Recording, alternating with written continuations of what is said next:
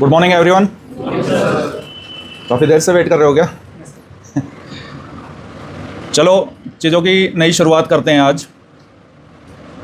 आज CRPF day है। हम ये बात अच्छे से जानते हैं। सीआरपीएफ के बारे में जानता है कोई आप में से? सीआरपीएफ के बारे में कुछ जानता है आप में से कोई? फुल फॉर्म तो जानते होंगे। क्या है फुल फॉर्म सीआरपीएफ की? ओके। सीआरपीएफ भारत की largest central arm police force है, जिसकी शुरुआत 1939 में हुई। बाद में जब देश आज़ाद हुआ 1949 में इसका नाम चेंज किया गया, खुद का एक्ट बनाया गया और भारत की मोस्ट वर्सेटाइल फोर्सेस में से एक फोर्स है। कुछ लोग इसको संकट मोचन भी बोलते हैं। क्यों?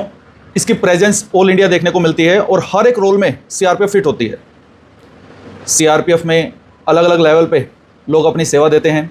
इसमें जवान है, सब इंस्पेक्टर है, एएसआई है, असिस्टेंट कमांडेंट डायरेक्ट रिक्रूटमेंट में और फिर फर्दर प्रमोशन होता है।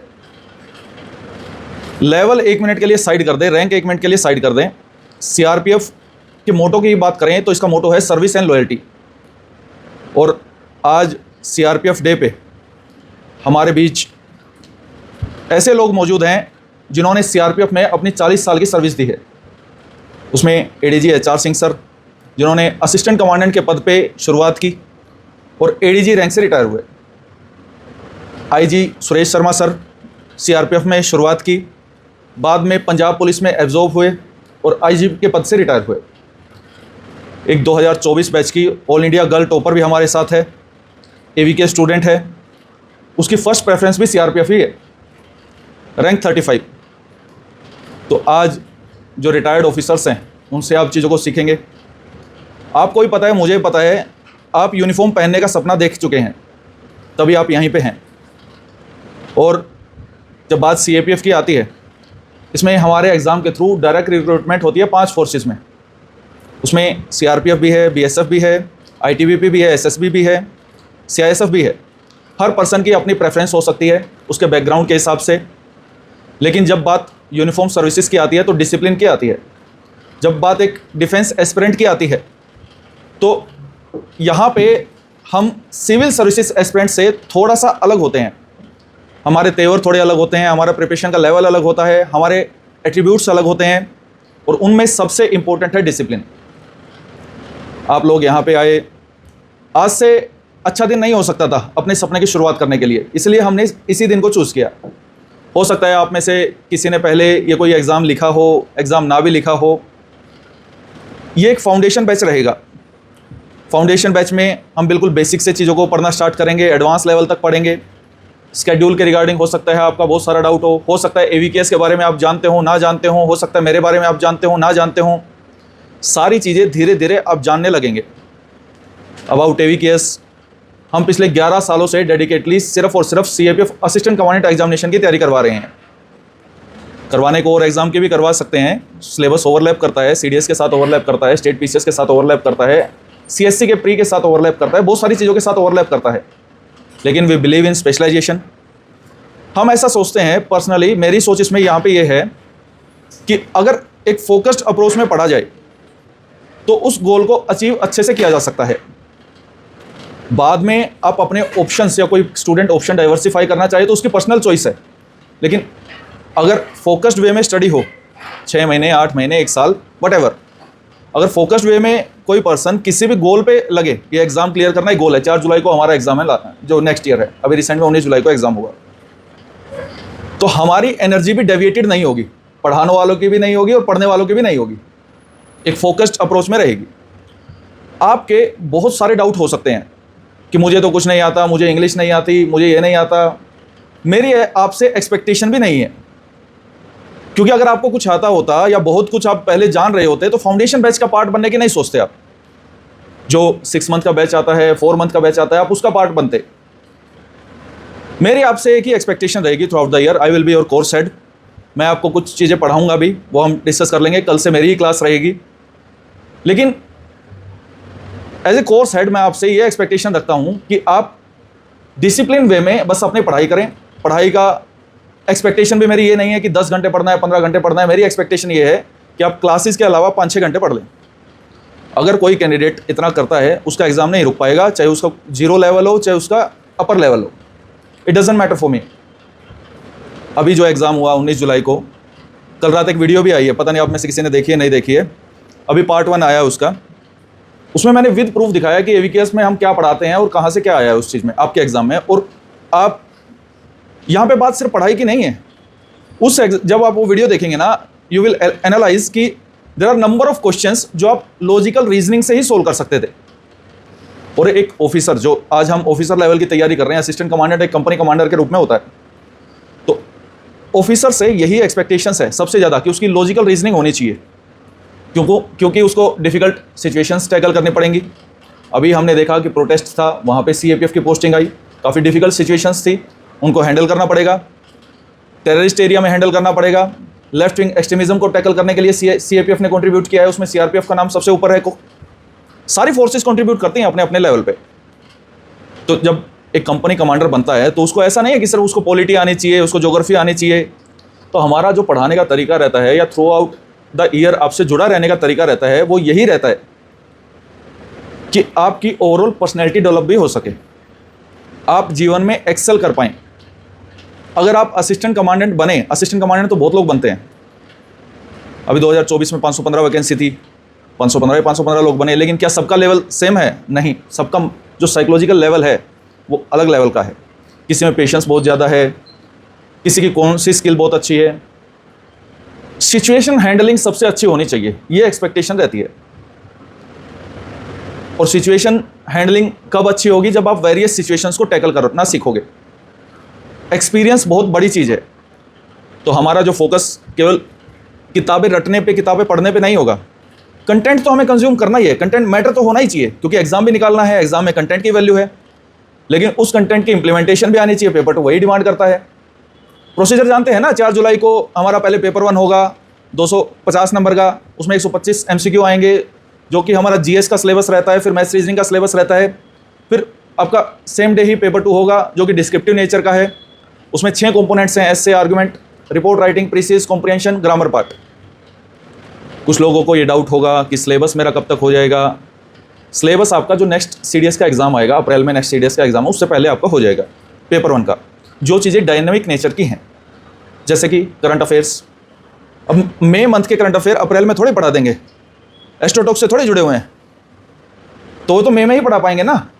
तो जो मई मंथ का है करंट अफेयर या पेपर 2 का कुछ ऐसी डेवलपमेंट्स हैं जो मई मंथ में हो रही हैं, इंपॉर्टेंट वो भी है, तो वो मई मंथ में ही होगा। तो ऐसा कुछ पेपर 2 का पोर्शन बचा होगा और करंट अफेयर का डायनामिक पार्ट बचा होगा।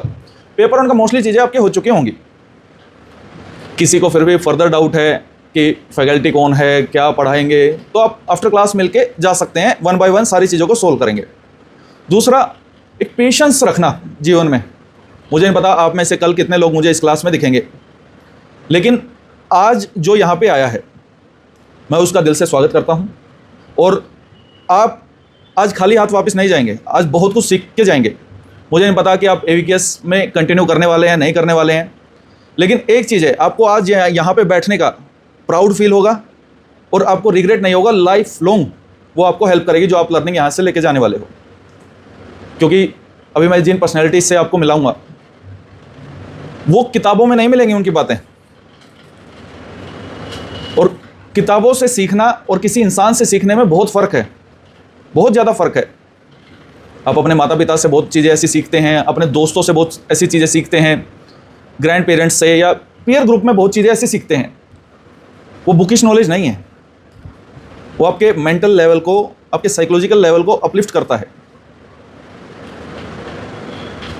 तो मैं एक बार फिर ये बोलता हूँ कि इस सीआरपीएफ डे पे हम यहाँ पे एकत्रित हुए और मैं सम्मान करता हूँ हर एक सीआरपीएफ पर्सनल का, पर्टिकुलरली आज के दिन की बात करें तो सीआरपीएफ पर्सनल का, चाहे वो किसी भी रैंक पे हो, क्योंकि आज वो खड़ा है तो देश सुरक्षित है। उसका जो कंट्रीब्यूशन है, उसके परिवार का जो कंट्रीब्यूशन है वो इनक्रेडिबल है। और मुझे बहुत खुशी है कि आपने अपनी लाइफ में एक चैलेंजिंग गोल लिया है। वो चैलेंजिंग गोल है कि आप जानते हैं कि फोर्स की नौकरी आसान नहीं होती। नौकरी कहना भी गलत है, ये तो अपने आप में एक सर्विस है, सेल्फलेस सर्विस देनी पड़ती है। और ये किसी एक पर्सन को नहीं देनी पड़ती, पूरे परिवार को देनी पड़ती है। अब जानेंगे चीज़ों को कि सीएपीएफ में ऑब्स्टेकल्स हैं, पोस्टिंग को लेके ऑब्स्टेकल है, बहुत चीज़ों को लेके ऑब्स्टेकल है, still you are opting this profession. और इसके लिए जिगरा चाहिए, सब में नहीं होता ये। तो मुझे आप पे प्राउड भी है कि आपने इस गोल को चुना। आप एवीकेएस को चुनो ना चुनो, इट्स योर चॉइस, उसमें मुझे कोई आपत्ति नहीं। आपने सीएपीएफ को चुना, ऑटोमेटिकली आप एवीकेएस से जुड़ गए, क्योंकि हम सीएपीएफ के लिए ही काम करते हैं, चाहे पढ़ाने की रिलेटेड बात हो या बाकी चीज़ों के रिलेटेड बात हो या सीएपीएफ की हक की बात हो। तो अब बहुत ज़्यादा मैं टाइम नहीं लूँगा और मैं अपने गेस्ट को इनवाइट करता हूँ। जैसा कि मैंने बताया, सीआरपीएफ का रोल, सीएपीएफ के बारे में, एग्ज़ाम के बारे में आप ऑलरेडी जानते हैं। और जब भी बात कभी भी सीआरपीएफ की आती है ना, ये जो दो पर्सनैलिटी हमारे साथ हैं, इनका नाम हमेशा आता है। वो नाम कमाया जाता है, इन्होंने कमाया है। सर, मैं एवीकेएस की तरफ से आपके कंट्रीब्यूशन को तहे दिल से धन्यवाद करता हूँ। एडीजी एचआर सिंह सर ने 40 साल की सर्विस दी है सीआरपीएफ में। देश में शायद ही कोई ऐसा कोना होगा जहाँ पे इन्होंने सर्व ना किया हो। अब 10 किताबें भी मिला लेंगे ना, तभी भी इनके एक लेक्चर से मैच नहीं कर पाएंगे, इनका एक लेक्चर उन पे भारी पड़ेगा। एनएसजी में भी सर्व कर चुके हैं। हम जानते हैं कि सीएपीएफ का डेपुटेशन होता है। NSG black cat commando elite force है भारत की। इसके अलावा 2013 में रिटायरमेंट के बाद आराम कर सकते थे, लेकिन वो कहावत है ना कि एक बार वर्दी पहन ली जिसने, जो सोल्जर बन गया अपनी लाइफ में, वो हमेशा ही सोल्जर रहता है। तो सर अभी भी देश को सर्व कर रहे हैं। सीएपीएफ के हक के लिए फाइट करने की बात हो तो सर सबसे आगे खड़े रहते हैं। हर साल हज़ारों एस्पिरेंट्स को गाइड करते हैं, उनके ड्रीम को अचीव करने में उनकी हेल्प करते हैं। 515 वैकेंसी थी 2024 में। सर की गाइडेंस में 125 प्लस कैंडिडेट्स असिस्टेंट कमांडेंट बने हैं। और 2025 का भी रिजल्ट नहीं आया, आप भी यहीं हो, मैं भी यहीं हूँ। वो आंकड़ा 100 टच करेगा कि इस बार वैकेंसी कम है, 400 के आसपास हैं, लेकिन 100 प्लस कैंडिडेट्स ऐसे होंगे जो सर की गाइडेंस में असिस्टेंट कमांडेंट बनेंगे। ये छोटी बात नहीं है। दूसरा, अभी भी प्रेसिडेंट के रूप में कार्यरत हैं जो एसोसिएशन है, all India x paramilitary welfare association. तो चाहे फोर्स में जो सर्विंग है या रिटायर्ड है, उनके जो भी ग्रीवेंसेस हैं, तो सरकार से उस लेवल पे बात करना, उनको उनका हक दिलाना, उनकी फैमिली के लिए खड़े रहना। और सर इस सर्विस के लिए मैं तहे दिल से आपका धन्यवाद करता हूँ। सर मैं चाहूँगा आपको स्टेज पे इनवाइट करना कि आप अपने कुछ इंसाइट्स बच्चों से शेयर कीजिए, अपना एक्सपीरियंस बच्चों को बताइए। सीआरपीएफ के बारे में ये जानने को बहुत इच्छुक होंगे, आपकी सर्विस के बारे में जानने को इच्छुक होंगे, सीएपीएफ के बारे में जानने को इच्छुक होंगे। और हो सकता है आपका कोई डाउट हो तो आप सर के सेशन के बाद सर से वो डाउट क्लियर कर सकते हैं। So please welcome on the stage ADG HR Singh sir. Thank you, Naveen, for giving such a nice introduction and saying so wonderful words about me. It is all scheme of God which makes lot of difference in our life. And today I am very happy. English और हिंदी सब समझते हैं ना, mix बोलेंगे। तो आज मैं अपना सौभाग्य समझता हूँ कि जो आप एक मिनी इंडिया के रूप में एक 2027 असिस्टेंट कमांडेंट एस्पिरेंट से मिलने का मौका मिला। आज सीआरपीएफ का 88वां raising day, 88th raising day. 1939 में सीआरपीएफ रेज हुई थी, 1939। आज की तारीख में 27 जुलाई 1939। और 87 गौरवमयी वर्ष आज हमारी फोर्स ने पूरे किए हैं, जो बहुत ही प्राइड की बात है। और उसके लिए इस मौके पे मैं आप सबको सीआरपीएफ के रेजिंग डे पे अपनी ओर से और पूरी फोर्स की ओर से ग्रीटिंग्स देता हूँ। 27 जुलाई 1939 के बाद उस टाइम इसका नाम क्राउन रिप्रेजेंटेटिव पुलिस था। जो चीज़ आप जानते हैं, मेरे ख्याल से आपने गूगल पे सब देखा होगा सीएपीएफ के बारे में, तो वो चीज़ को मैं रिपीट नहीं करना चाहूँगा। कोई ऐसी चीज़ जो नहीं जानते हैं वो हमारी बातचीत का मुद्दा बने तो ज़्यादा बेटर होगा। तो क्राउन रिप्रेजेंटेटिव पुलिस उस टाइम पे जो रजवाड़े होते थे, प्रिंसली स्टेट होते थे, उसमें डकैती वगैरह छोटे छोटे इस तरह के क्राइम होते रहते थे, उनको रोकने के लिए 1939 में क्राउन रिप्रेजेंटेटिव पुलिस नीमच एक जगह थी मध्य प्रदेश में, नीमच में ये फोर्स खड़ी हुई थी। तो नीमच का एब्रीविएशन आप जानते हैं कोई जो नीमच का बता सकते हैं? नीमच क्यों, नीमच किसे कहते हैं? North India mounted artillery cavalry headquarter. तो जो ब्रिटिश का कैवलरी कहते थे, जो हॉर्स रिडन, जो घुड़सवार घोड़ों पे आके ऑपरेट करते थे, आजकल उसकी जगह जो टैंक वगैरह आ गए, जो मॉडर्न टेक्नोलॉजी आ गई, वो चीज़ है। तो आर्टिलरी और कैवलरी का एक हेडक्वार्टर था नॉर्थ इंडिया का, नीमच में, उसी से उसका नाम नीमच पड़ा। पहले इसका नाम NIMUCH था, NIMACH नीमच, आजकल वो NEEMACH हो गया नीमच। तो Neemuch is the birth place of CRPF इन मध्य प्रदेश। उसके बाद 1949 में जब देश आज़ाद हुआ तो CRPF एक्ट 1949 बना 26 नवंबर को, और उस एक्ट के तहत इसका नाम सेंट्रल रिजर्व पुलिस फोर्स रखा गया, CRPF। और उस टाइम पे लोग इसको डिसबैंड कर रहे थे कि कोई क्राउन रिप्रेजेंटेटिव पुलिस की ज़रूरत नहीं है, लेकिन सरदार पटेल जो उस समय के डिप्टी प्राइम मिनिस्टर और गृह मंत्री थे, होम मिनिस्टर थे, उन्होंने महसूस किया कि ये देश के इंटीग्रेशन के लिए बहुत ज़रूरी है। क्योंकि जितने भी प्रिंसली स्टेट थे, अलग अलग राज्य, उसमें निज़ाम था, और ये मध्य प्रदेश में रीवा था, जगह जगह सल्तनतें थी, रियासतें थी, उनके अलग अलग राजा होते थे छोटे छोटे। तो लास्ट में कई राजाओं ने मना कर दिया कि हम भारत के साथ नहीं जुड़ेंगे, संधि नहीं करेंगे। तो उसमें उन सब चीज़ों को इंटीग्रेट करने के लिए ये सरदार पटेल ने ये सोचा पहली बार कि एक ऐसी फोर्स होनी चाहिए जो सेंट्रल फोर्स हो, और जो ये ऑल इंडिया सर्विस है, जिसमें IAS, IPS और IFS भी आता था, इंडियन फॉरेन सर्विस। तो ये तीनों सर्विस भी ये इस तरीके से शुरू हुई कि उन्होंने सोचा कि एक ऐसी सर्विस होनी चाहिए जिससे फेडरल स्ट्रक्चर देश का बना रहे, स्टेट में स्टेट की ऑटोनॉमी ना रहे। नहीं तो क्या करते थे, अगर स्टेट अपने ही ऑफिसर रखते और खुद ही उनको पोस्टिंग करते, ट्रांसफ़र करते, तो सेंटर को कोई पूछता नहीं, सेंटर का कंट्रोल नहीं होता। तो उन्होंने कहा कि एक ऐसी सेंट्रल सर्विस होनी चाहिए, ऑल इंडिया सर्विस, जिसको रिक्रूट सेंट्रली किया जाएगा थ्रू UPSC, और लेकिन उनका स्टेट कैडर होगा, स्टेट को अलॉट किया जाएगा, कंट्रोल सेंटर के पास होगा। आज की तारीख में भी जितने भी स्टेट के ऑफिशियल होते हैं, चीफ सेक्रेटरी डाउनवर्ड्स, सभी राज्यों में ऑल इंडिया सर्विस के ही मिलेंगे। और उसी तरीके से CRPF एक सेंट्रल फोर्स है, जहाँ भी अगर स्टेट नहीं चाहेगा, स्टेट की इच्छा के खिलाफ भी सेंट्रल फोर्सेज को डिप्लॉय किया जा सकता है। पहले ऐसा नहीं होता था। आपने कई केस में देखा होगा, ममता बनर्जी ने ऑब्जेक्ट किया था कि जब हमने फोर्स को डिमांड नहीं किया तो क्यों हमारे राज्य में फोर्स आ गई। लेकिन अभी ये सेंटर को पावर है, वो कॉन्स्टिट्यूशन में अमेंड हुआ था, उस अमेंडमेंट के तहत कोई भी एक्स्ट्रा सेंट्रल फोर्स बिना स्टेट की कंसेंट के स्टेट में डिप्लॉय की जाती है। हमारे ज़माने में जब हम लोग कंपनी कमांडर थे तो एक ब्लू बुक होती थी, उसमें इंस्ट्रक्शंस होते थे कंपनी कमांडर के लिए कि जैसे ही हम जाएंगे किसी राज्य में तो उसके हाईएस्ट कॉन्स्टिट्यूशनल अथॉरिटी को लाइजन करेंगे। हम जाते थे, मान लिया जम्मू कश्मीर गए तो वहाँ के गवर्नर को कॉल ऑन करेंगे, वहाँ के चीफ मिनिस्टर को कॉल ऑन करेंगे। तो with the passage of time वो धीरे धीरे डाइल्यूट होते होते हो गया कि सब DM साहब को मिल लो, SP को मिल लो, और उनसे लाइजन करके पूछ लो क्या समस्या कैसी है। तो ये जो लीडरशिप इशू है, सेंट्रल फोर्सेज का बहुत इंपॉर्टेंट रोल है। और अभी भी आपने जो जंतर मंतर पे ये आंदोलन चल रहा था कॉकरोच जनता पार्टी का, इसमें आपने देखा होगा कि जो हमारी एडिशनल कंपनियां इंडक्ट हुई वेस्ट बंगाल से और जम्मू कश्मीर से, जब उनसे पूछा गया तो उन्होंने मना कर दिया कि साहब हम अपने देश के बच्चों के ऊपर लाठीचार्ज और ये फोर्स का इस्तेमाल नहीं करेंगे। ये काफ़ी मीडिया में आ रहा है कि ये CJP के आंदोलन की वजह से नहीं, बल्कि CAPF की वजह से संभव हो पाया, जो धर्मेंद्र प्रधान जी ने इस्तीफा दे दिया। अब ग्राउंड रियलिटी चाहे जो भी हो, लेकिन इससे ये पता लगता है कि आप लोगों की सेंट्रल फोर्सेज की किसी भी इंटरनल सिक्योरिटी सिनारियो में कितनी महत्वपूर्ण भूमिका हो सकती है। तो आज भी वो बहुत रेलिवेंस है, और जैसे जैसे इंटरनल सिक्योरिटी की जो स्पेक्ट्रम है वो बढ़ता जा रहा है।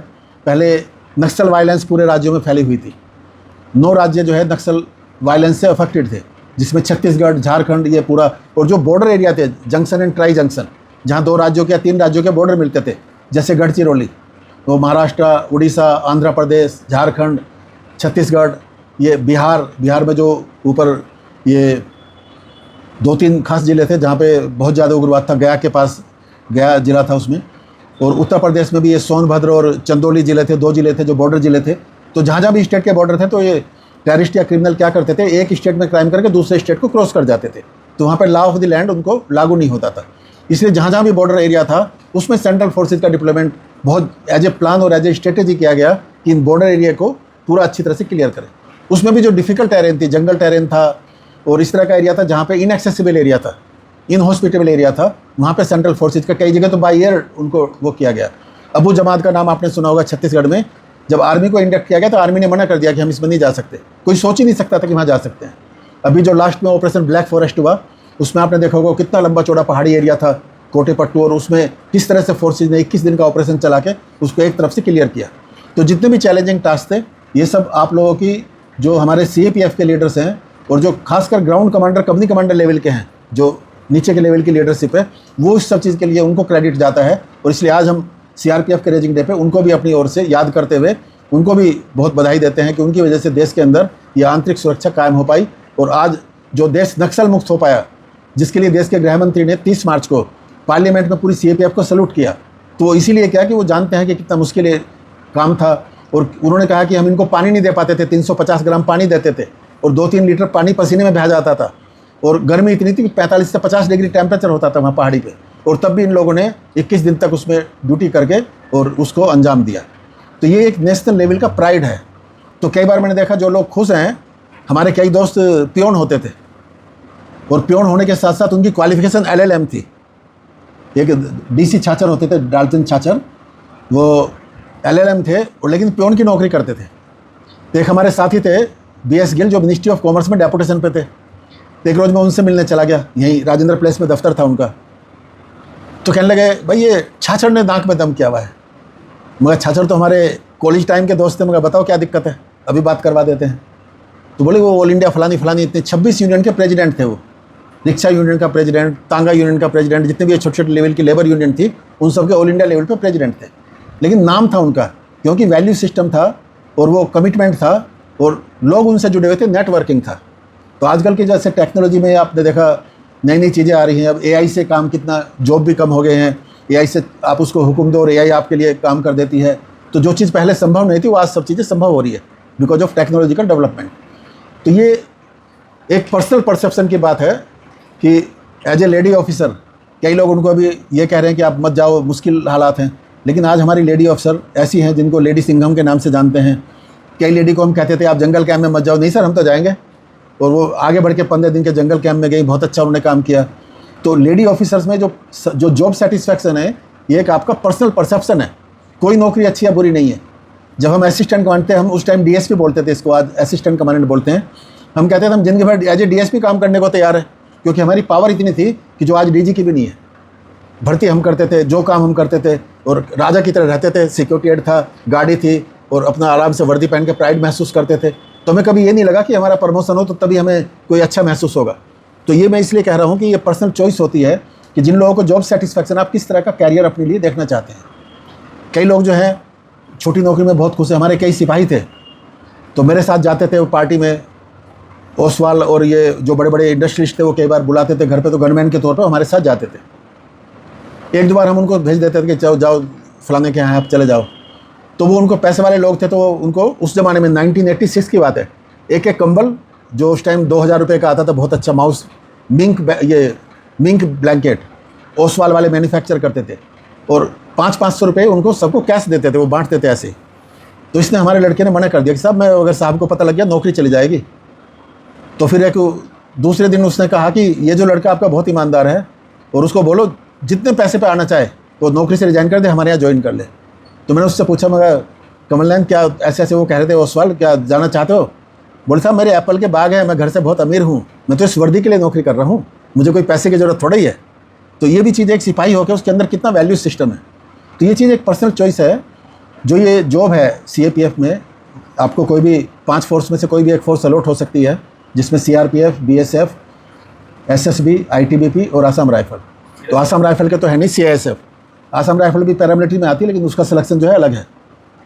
तो ये जो 5 CAPF है, इन पाँचों का ही रोल अलग अलग है। 3 बॉर्डर गार्डिंग फोर्स है, जिसमें BSF, SSB और ITBP, और 2 इंटरनल सिक्योरिटी और वाइटल इंस्टॉलेशन की सिक्योरिटी के लिए, इसमें CRPF और CISF। तो पाँचों फोर्स में कहीं भी आपको जॉब मिल जाए तो हमें पूरा भरोसा है कि आपका कैरियर जो है बहुत ब्राइट है। और जो सेटिस्फैक्शन का सवाल है, आप जहाँ भी नौकरी करोगे एक मिनी इंडिया के रूप में करोगे। किंगली लाइफ आपकी रहेगी, सारी फैसिलिटी रहेगी। आप पहले दिन से 135 मैन पावर के इंचार्ज रहोगे। उनका ऑपरेशनल प्रिपेयर्डनेस, उनकी ट्रेनिंग, उनका एडमिनिस्ट्रेशन, वेलफेयर, वो सब आपके हाथ में होगा। कंपनी कमांडर को जवान भगवान मानते हैं। कोई भी छुट्टी जाना हो, कुछ भी हो, भी मुझे मैसेज आते रहते हैं कई जवानों के। कई सिपाही ऐसे जिनको मैं जानता नहीं, उनका कोई छोटा मोटा काम था, मैंने कह दिया तो हो गया, और वो ऐसे लंबे चौड़े 100 मैसेज दिए हुए हैं कि साहब ये तो भगवान है और मैं तो ज़िंदगी भर नहीं भूलूंगा, और ये तो आपने ऐसे कर दिया। कोई पे कट रही थी, OSL का केस था, हमने कहा उसने ऐसे रेगुलाइज कर दिया। तो छोटी छोटी बातें हैं। तो कंपनी कमांडर उन जवानों का भगवान है। तो छुट्टी जाना है तो तुरंत आप ही की तरफ देखेंगे, तनख्वाह चाहिए तो आप ही की तरफ देखेंगे, लोन चाहिए तो आपकी तरफ देखेंगे, कोई भी बीमारी है, तकलीफ है तो आप ही से बताएंगे। तो ये एक तरह की एक्सटेंडेड फैमिली हो जाती है, क्योंकि 60 दिन अपने घर जाना उन्हें, 15 दिन CL, 60 दिन EL, उसके बाद आप ही के साथ ड्यूटी करना है रात दिन। तो ये जो इस तरह के कैरियर को जो लोग एक्सेप्ट करते हैं, उनके लिए CAPF से अच्छी कोई नौकरी नहीं है। IAS, IPS, IFS भी कुछ नहीं है। हमने इन सब लोगों को देखा है। जब मैं मुजफ्फरपुर में था तो वहाँ पे NK सिंह उस टाइम DM मुजफ्फरपुर होते थे 1978 में। तो हमारे एक छोटी बेटी थी, उनकी भी एक छोटी बेटी एक ही एज ग्रुप की थी। तो एक रोज़ मैंने वॉलीबॉल मैच कराया अपने कैंप में। हम लोग एक धर्मशाला में रहते थे, तो उनकी साथ धर्मशाला बोलते थे मुजफ्फरपुर में।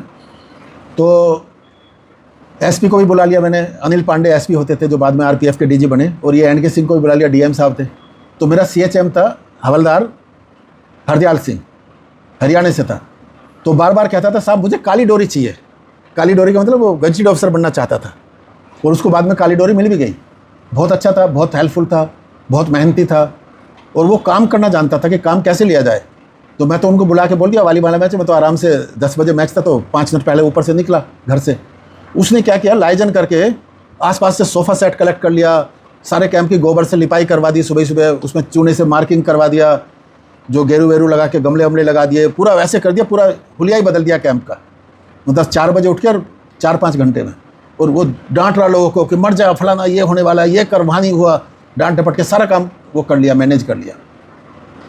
तो जब वो बहुत अच्छी टीम थी हमारी, वो मतलब 2.5 फीट जंप करके वॉली मारते थे, तो बिल्कुल बेस लाइन पे जाती थी। तो हमें भी बड़ा अच्छा लगा, टीम जीत गई हमारी। तो कलेक्टर साहब को जब पहले क्वार्टर गार्ड पे सैल्यूट लगा, शायद पहली बार उनको सैल्यूट मिला होगा, 4-5 साल की नौकरी होगी उनकी। उसके बाद जो उन्होंने कैंप का ऐसे राउंड लिया, उसके बाद चाय पानी पिया, और जब जाने लगे तो एक विजिटर्स बुक में वो अपना कमेंट लिखते थे। तो उसमें उन्होंने लिखा the best example of human excellence ever come across in my life. मतलब ये उनका उस टाइम का 1978 का रिमार्क था विजिटर्स बुक में, the best example of human excellence ever come across in my life. उसके बाद वो होम सेक्रेटरी बने बिहार के NK सिंह। हम जो है कंपनी कमांडर से असिस्टेंट कमांडेंट, एक नेक्स्ट प्रमोशन होता था उस टाइम, फिर असिस्टेंट कमांडेंट से 2IC के बाद कमांडेंट। तो इतने साल में वो होम सेक्रेटरी बन गए और हम कमांडेंट बने। तो जब कमांडेंट बने तो मेरी बटालियन उस टाइम पे हजारीबाग में थी। अच्छा, मैं ये कहता था कि कभी भी मैं अपनी कंपनी को या अपनी यूनिट को किसी भी काम के लिए मूवमेंट नहीं होने दूंगा, एक्स्ट्रा मूवमेंट नहीं होने दूंगा। तो जब देखे वो लोग से साहब यहाँ आ जाओ, रोटेशनल ट्रेनिंग करो, यहाँ आ जाओ, ये काम करो, तो मैं हमेशा उसका स्टैंड लेता था कि हम ट्रेनिंग यहीं कर लेंगे, इससे अच्छा क्या है, क्यों लोगों को डिस्टर्ब किया जा रहा है। तो वो ये हुआ कि साहब HR सिंह साहब हुक्म नहीं मान रहे हैं और ये जानबूझ के कंपनी को मूव नहीं कर रहे हैं, तो इसलिए इनको ऑर्डर दिया जाए। तो हेडक्वार्टर से ऑर्डर दिया गया मुझे कि he should withdraw his company unilaterally, बिना किसी के डिपेंड हो कंपनी विड्रा करके मूव कर जाए। और उसमें कहा कि he should give hourly progress. तो मैं 1-1 घंटे की प्रोग्रेस देता रहा कि अभी transport requisition has been placed with local authorities, loading has been started. उसके बाद तीसरे घंटे में आ गया कि home special desires that this unit shall not move, lower formation should comply. क्योंकि हमारे उस टाइम लाइजन अच्छा था, जो DM थे वो उस टाइम होम सेक्रेटरी बनी, मैंने उनको बोला मैं सब ऐसे और डोंट वरी। तो ये चीज़ लाइजन जो आप एक बार अच्छा एस्टेब्लिश कर लोगे एडमिनिस्ट्रेशन से, ये बहुत मैटर करता है। कंपनी कमांडर के नाते जितने भी लोकल एडमिनिस्ट्रेशन है उन सब का आपका रैपो अच्छा होना चाहिए, पर्सनल मेलजोल अच्छा होना चाहिए, और पर्सनल कंडक्ट बहुत अच्छी क्वालिटी का होना चाहिए। तो ये 2-3 एग्जाम्पल थी जो मैं आपसे शेयर करना चाहता था। जो क्वालिटी ऑफ लाइफ CAPF में है वो बाकी जगह कहीं भी नहीं है। मेरे साथ इलेक्शन में सेक्रेटरी लेवल के ऑब्जर्वर रहे। जब हम जाते थे तो हमें एयरपोर्ट तक ADRO छोड़ के आता था, हम अपना सामान खुद नहीं उठाते थे।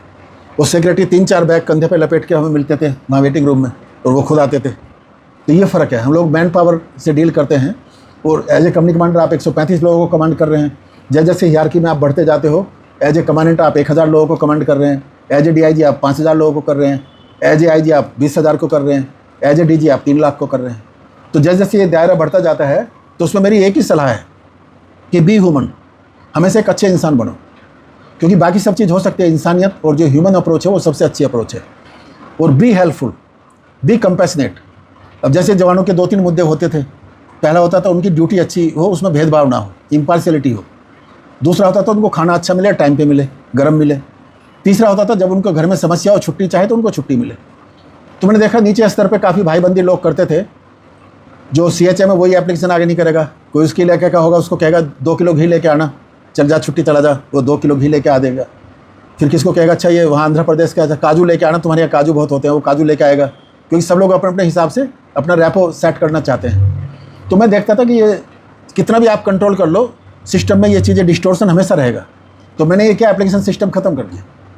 मैंने कहा लीव इज़ योर राइट, और आप कोई भी आदमी आज ही छुट्टी काट के आए तो कल जा सकता है। बशर्ते ऑपरेशनल स्ट्रेंथ हो। तो मैंने कहा 15% लोग EL और 7.5% लोग CL पे अलाउड हैं, तो 22.5% लोग किसी भी टाइम पे छुट्टी पे रह सकते हैं। तो अगर मान लिया 30 जवान छुट्टी पे हैं 135 में, तो मैंने 30 जवानों की लिस्ट निकाल दी और उसकी फ़ोटोकॉपी करके गेट पे दे दी, CHM को दे दी, SI एडजुटेंट को दे दी, 2 सबको बांट दी। वह 30 लोग छुट्टी पे हैं, किस किस तारीख को आ रहे हैं, इस तारीख को आ रहे हैं। इनके बदले जब ये आ जाएँ तो 3 दिन बाद कौन कौन आदमी छुट्टी जाएगा, वो 30 आदमियों को लाइन में लगा दिया। और कोई भी आदमी जिसने एक रजिस्टर रख दिया उसमें नाम लिखो, कितने कब आए, आज आए छुट्टी काट के, कब जाना, कल जाना है। तो CHM उसमें डेट देगा कि उस आदमी के आने पे इस तारीख को जाएगा, साइन कराएगा, उसको भी बताएगा। तो उसमें जो भाईबंदी थी वो ख़त्म हो गई। मैंने कहा छुट्टी का वसूल है, अब नहीं तो कब। आज एक आदमी ने छुट्टी मांगा, अच्छा लोग कहते थे साहब इसकी तो 2 बार माँ मर गई, ये तो 3 महीने पहले भी इसका टेलीग्राम आया था कि मदर डाइड। मैंने कहा मर जाने दो ना, तुम्हें क्या तकलीफ हो रही है, 10 बार मरने दो, उसको छुट्टी चाहिए, हो सकता है कोई दोस्त आ रहा हो, कुछ और कम, मैं तुम ही तो झूठ बोलना सिखा रहे हो। अगर तुम उसकी सच्चाई पे विश्वास नहीं, इसलिए बिलीव, विश्वास करो ताकि तुम पर विश्वास किया जा सके। आपका सबॉर्डिनेट कोई भी समस्या लेके आता है, आर्गू मत करो, विश्वास करो। अगर वो झूठ भी बोल रहा होगा उसको खुद ही ग्लानि होगी कि देखो मैंने झूठ बोला, बेकार, ये तो कितने अच्छे आदमी हैं, ये कहने की जो मैंने सच्चाई बता देता तो अच्छा था। तो आपका जो कंडक्ट है, ग्लोरीफाइड कंडक्ट है, उससे दूसरे लोग मोटिवेट होते हैं, इंस्पायर होते हैं और वो सच बोलेंगे हमेशा। तो मैंने छुट्टी का कहा, अब नहीं तो कब। आज माना मैं तुम्हारा क्या जा रहा, दे दो, वैकेंसी है ना, 5% वैकेंसी मैं अपने हाथ में रखता था। कोई मेरा इंटरव्यू लेता था तो तुरंत मैं क्या चाहिए कि 5 दिन के बाद गो, आर्गूमेंट नहीं, कोई बात ही नहीं, सुनते ही नहीं थे। अच्छा, ये हमने सीखा, हमारे सीनियर ऑफिसर थे एक तिलक काक, IG सेंट्रल सेक्टर थे, यूपी कैडर के ऑफिसर थे। वो मेरी यूनिट में इंस्पेक्शन करने आए, तो मेरी यूनिट आसाम में थी।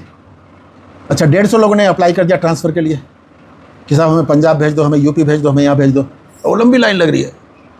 तो मैं उनके पास बैठा हुआ था, तो मैं उनसे कहता रहा, साहब ये आपको याद करेंगे लड़के, मगर बेचारों के घरेलू समस्या है, मगर आप तो माई बाप की तरह हो इनके, और मगर आपसे नहीं कहेंगे तो किससे कहेंगे। तो वो जैसे लड़का चलता था ना, मार्च करता था, वो देखा सरदार है पंजाब, चलो अमृतसर, वो सलूट मारा और उसको कहा जाओ लाइन तोड़ अमृतसर, पोस्टिंग हो गया।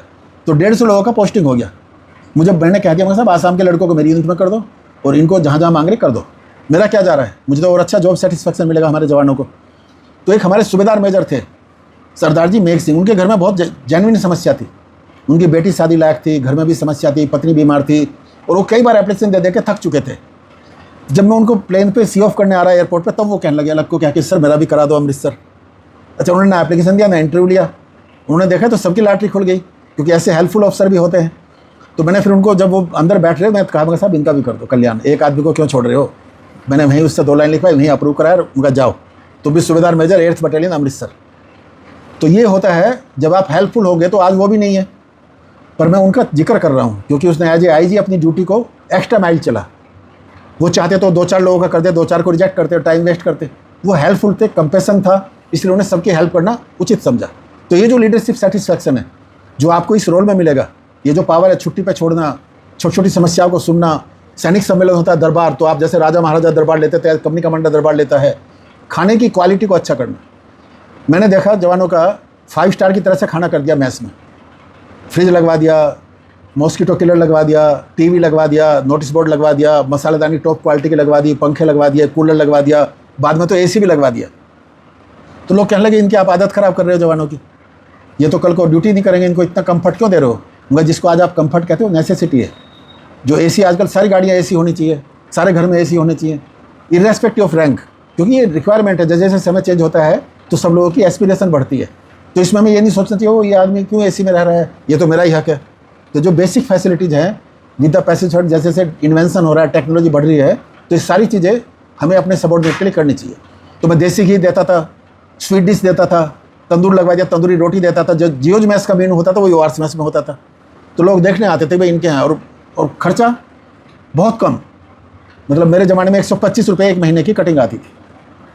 उस टाइम हफ्ते में 5 दिन नॉन वेज, सिर्फ मंगलवार को वेजिटेरियन और 1 दिन अंडा, बाकी मटन और चिकन वो सब। तो मैंने as a company commander research किया कि 135 लोगों का खाना कैसे अच्छा बनाया जाए। तो मैं 7 दिन तक कुर्सी लगा के वहाँ बैठा कुक के पास। तो मैंने पूछा, मगर तुम कैसे, मान लिया 150 आदमी का खाना बनाना, तो कैसे राशन देते हो। किसी को कुछ पता ही नहीं, कुक से लेके और कंपनी 2IC तक जो मेरे इंस्पेक्टर थे, किसी को कुछ पता नहीं था, क्योंकि कोई सुपरवाइज करता ही नहीं था, ना गहराई में जाता था, काम चल रहा है तो चल रहा है। तो उसने कहा साहब मैं इतने डब्बे लेता हूँ, इतना आटा लेता हूँ, इतनी दाल लेता हूँ, इतनी चीनी लेता हूँ, इतना घी लेता हूँ। तो मगर क्या नाम, मगर चलो ठीक है, जो बार्टर सिस्टम है उसने डब्बे बना रखे हैं, मैं बताओ इसमें कितने ग्राम ये आती है दाल? 1 किलो का डब्बा है, पर दाल 1 किलो नहीं आती, क्योंकि दाल मोटी है तो दाल उसमें 850 ग्राम आएगी। तो उस तरह से वो बाल्टी भर के आटा लेता था इतने लोगों का। तो पराठे बनाए 150 लोगों के लिए। घी कितना लगता है? कोई कहते हैं 3 किलो, कोई कह रहा 2 किलो, किसी को नहीं पता। मैं बैठा तो 1.25 किलो घी लगा, क्योंकि वो पोछा लगा लगा के कपड़ा बांधा हुआ और उसमें ऐसे भिगो के ऐसे ऐसे पोछा मार रहा था। तो 337 पराठे बने 150 आदमियों के लिए, 2 पराठा पर हेड। तो 37 पराठे बच गए। उसमें कुछ जले हुए थे, कुछ ख़राब थे, कुछ वैसे थे। तो जो फैमिली वाले थे इधर उधर फ्री में खाने वाले, वो आके खा जाते थे, सब्जी भी बच जाती थी। तब मैंने वो स्केल फिक्स किया, 100 आदमियों को खाना हो तो ये राशन निकलेगा, हर 10 आदमियों के ऊपर इतना बढ़ जाएगा। तो स्टॉक रजिस्टर भरना शुरू किया लोगों ने। एक मीटिंग में मैंने देखा कि हमारे लोग ये बेकार का इतना कागज़ भर रहे हैं, तो इससे क्या फ़ायदा? स्टॉक रजिस्टर है, लोकल परचेज रजिस्टर है, बिल फाइल है, और दुनिया भर के कागज़ हैं ओआरएस मैस में, अदर रैंक्स मैस। तो मैंने एक बहुत ऊंचे स्तर पे ये बात उठाई। तो वो कहने लगे साहब ये तो आपके डीजी के ऊपर है, वो चाहे तो बंद कर दे, इसकी क्या ज़रूरत है? ये हमारे लेवल की बात नहीं है कि आप हमें कह रहे हो कि साहब ये स्टॉक रजिस्टर ये सब चीज़ क्यों कर रहे हैं। क्योंकि उन लोगों को स्टॉक रजिस्टर भरना ही नहीं आता। वो तो बेचारे रिकवरी देते रहते हैं कि साहब गलत भर दिया। 100 आदमियों के लिए 5 किलो आटा निकाला तो 120 के लिए 4 किलो भर देंगे अंदाजे से। तो ऑडिट वाले उसको पकड़ लेते हैं कि ये तो आपको यही नहीं आता। मगर ये कोई सीए थोड़ा ही है इनको, ये तो बेचारे 8वीं 10वीं पास लड़के हैं, जितना काम कर रहे हैं बहुत है। तो बाद में मुझे पता चला कि ये अच्छा है, जो कुछ कर रहे हैं करने दो, अगर ये ख़त्म कर देंगे तो लोग पूरा खा जाएंगे। जैसी कंपनी कोई करप्ट कंपनी कमांड रहेगा वो ये सारा ही राशन गायब कर देगा। तो इसलिए जो भी व्यवस्थाएं हैं जो टाइम टेस्टेड है, लंबे समय से चले, उनका कोई ना कोई पर्पज़ है। उनको आप इंप्रूव कर सकते हैं, रिफाइन कर सकते हैं, उनको ख़त्म नहीं करना चाहिए। सोचना समझना चाहिए कि ये इनका क्या यूटिलिटी है और क्यों ये चीज़ चल रही है। तो पहली चीज़ मैंने छुट्टी का कर दिया, अब नहीं तो कब। दूसरा ओआरएस मैस उनका बहुत अच्छा कर दिया। तीसरा मैंने कहा वो एक प्लाटून हमारी थाने में जाती थी, वो जाके बैठी रहती थी और कुछ नहीं करती थी, शाम को आके वापस आ जाती थी। तो मैंने डीएम साहब को कहा, मगर आप हमारे लोगों को अननेसेसरी थका रहे हो, मैं क्या फ़ायदा है, मगर यहीं कैंप से जाएँ अच्छा है। मैं जैसी आपको समस्या हो आप हमें फ़ोन करो और तुरंत देखो 5 मिनट में हमारा रेस्पॉन्स। तो मैंने QRT सिस्टम इन्वेंट किया, क्विक रिएक्शन टीम। एक बस में एक प्लाटून तैयार करके बस में बिठा दिया, वो गपशप लड़ाएँ, ताश खेलें, जो मर्जी करें, पर तैयार बैठे हैं। जैसी फ़ोन आएगा तुरंत गाड़ी मार्च कर देगी। तो एक रोज़ डीएम पे पथराव होने लगा और उसने हमें फ़ोन किया, 5 मिनट में मैं भी साथ पहुंच गया प्लाटून के और उनको बचा लिया। तो तब से उन्होंने कहा कि ये थाने में प्लाटून नहीं जाएगी, ये वहीं कैंप से आएगी। और STD फ़ोन लगवा दिया हमारे रूम में, जिससे वो हम घर भी बात कर सकते हैं। उस ज़माने में मोबाइल वगैरह नहीं होते थे, और वो समस्या हमेशा के लिए हल होगी। ड्यूटी की समस्या हल होगी, खाना 5 स्टार होटल का मिलता था, छुट्टी की कोई दिक्कत नहीं थी। तो बताओ एक सिपाही उससे ज़्यादा मोटिवेटेड क्या होगा? उसको अपने कमांडर में भरोसा है, एक अनरिटन कॉन्टैक्ट है, मेंटल कॉन्टैक्ट है। गवर्नड एंड गवर्नर्स जो गवर्न कर रहे हैं, उनसे नीचे वाले क्या उम्मीद कर रहे हैं कि साहब हमारे ऑफिसर जब हमें ज़रूरत हो तो हमारी मदद करें, जब हमें घर में परेशानी तो छुट्टी भेज दें, जब हमें भूख लगे तो खाना अच्छा मिल जाए और ड्यूटी पे हमारे साथ खड़े हों। तो जब ये समस्या होगी तो तब आप देखो आपको कितना सेटिस्फेक्शन होगा जब आप इस तरीके से अपनी कंपनी को कमांड करेंगे। तो एक और इंसिडेंट था, एक ऑडिट ऑब्जेक्शन थे, कोई काफ़ी 10-15 रेलवे वारंट की कोई पेमेंट का था, साहब ये वारंट उड़ाया था, उसका सेटलमेंट नहीं हुआ, उसने जर्नी परफॉर्म नहीं किया, वारंट टूट गया था। ऐसे छोटे छोटे रेलवे से काफ़ी ऑब्जर्वेशन थे। तो हर साल उसमें ऑडिट ऑब्जेक्शन में आता था कि ये पैरा क्यों नहीं ड्रॉप किया आपने, ये अभी तक पेंडिंग क्यों है 5 साल का। तो मैं अपने ऑफिसरों को भेजता था, मैं जाओ रेलवे से लाइजन करके आओ, इसको काम करा के आओ। तो हमारे officer as a DR dispatch rider काम करते, चिट्ठी दे के मोहर लगवा के मुझे ला के दे देते थे, साहब ये हम गए थे वहाँ, ये चिट्ठी दे आए। वो समस्या वैसी की वैसी रहती थी। फिर एक हमारा लड़का था, सरदार जी था, नाम मुझे अभी याद नहीं आ रहा, कुछ मनोज सिंह या कुछ ऐसे था। IB में ड्यूटी करता था दिल्ली। तो जब आखिरी टाइम आया तो अपने डिपार्टमेंट में वापस आ गया। तो उसको मैंने कहा, मगर फलाने सिंह तुम ऐसे ऐसे दिल्ली जाओ और ये काम है, इसको करके लाओ। बोले ठीक है जनाब। तो दिल्ली गया, तो पहले यहाँ नई दिल्ली स्टेशन पे गया, तो उसको उसने टरका दिया कि ये तो भाई यहाँ नहीं होगा तुम्हारा काम, तो वहाँ कॉमर्शियल डिवीज़न में फलानी जगह चले जाओ। तो उसके कहने लगे जनाब मैं कितने जाऊँगा, तो उससे उन्हें फ़ोन करो, इतना ना करो। उसको हाथ वाथ जोड़ने लगा। तो फिर वो उसने फ़ोन कर दिया, भाई ये आ रहे हैं ऐसे ऐसे CRP से, इनका जरा ये देखो। वहाँ पहुँच गया, वो भी बिजी था, तो उसके भी वहीं धरने पे बैठ गया। वो नहीं साहब ऐसे असि नहीं जाना, असि किंग मुँह दिखाएंगे उत्थे जाके, तो ये करो, इतना नहीं करो तुझसे, तो आज नहीं तो कल आ जाऊँगा। तो वो सारे 11 के 11 पैरा ड्रॉप करा के सबके ऑफिस ऑर्डर निकलवा के आया। तो जब हमारा रेजिंग डे था, जैसे आज CRP का रेजिंग डे है, हमारे यूनिट का रेजिंग डे था, मैंने उसको चीफ गेस्ट बुलाया और उसको चिट्ठी दाढ़ी बिल्कुल लड़का, और वो चीफ गेस्ट मतलब बहुत ग्रेसफुल। और मैंने लोगों को बताया, पहले तो वो घंटी बजाए हमारे घर के आकर पैरों में लेट गया सुबह सुबह, जनाब असी कर आए ये जो आपने टास्क दिया था। तब मैंने बताया, मगर हमारे 2IC तक गए और वो इस काम को नहीं कर पाए, ये देखो एक सिपाही करके ले आया। तो करने का तरीका होना चाहिए, जब भी छोटी समस्या हो चाहे बड़ी समस्या हो, अगर आप कमिटेड हैं, डेडिकेटेड हैं, फोकस्ड हैं और आपको पता है कि कैसे उस समस्या को हल करना है, तो कोई ऐसा काम नहीं है जो आप कर ना पाओ, इर्रेस्पेक्टिव ऑफ रैंक। तो आप तो एजुकेटेड हो, आपको गजेटेड ऑफिसर हो, आपकी बैकग्राउंड भी बहुत अच्छी है, आपको एक्सपोजर भी बहुत अच्छा है, तो कोई भी टास्क आपको छोटा मिले या बड़ा मिले उसको एज ए मिशन लेके उसको पूरा करें। तब देखो आपकी एक अलग ही प्लेस होगी सोसाइटी में, और आपके जो ये सिस्टम है, जो हियरार्की है उसमें, तो उसमें रैंक मैटर नहीं करेगा, एज ए इंडिविजुअल आप मैटर करोगे। और देखो फलाना आदमी ने, एक नया ऑफिसर आया है, क्या ऑफिसर है। अभी हमारे एक ऑफिसर थे, वो सोर्ड ऑफ ऑनर थे, मुंडका से थे, हमारी यूनिट में आए तो बहुत सिस्टमेटिक काम था, मैं उनसे बहुत इंप्रेस हुआ। तो एक बार क्या हुआ, हमें रियासी एक जगह है जम्मू कश्मीर में, इलेक्शंस थे और बहुत ही रिस्क था, तो हम लोग गए तो गाड़ी पंक्चर हो गई, सिंगल रास्ता था, फिर एक ट्रक चल रहा था हमारे साथ, ट्रक में वो गाड़ी लोड की, फिर होते होते रात के 11 बज गए।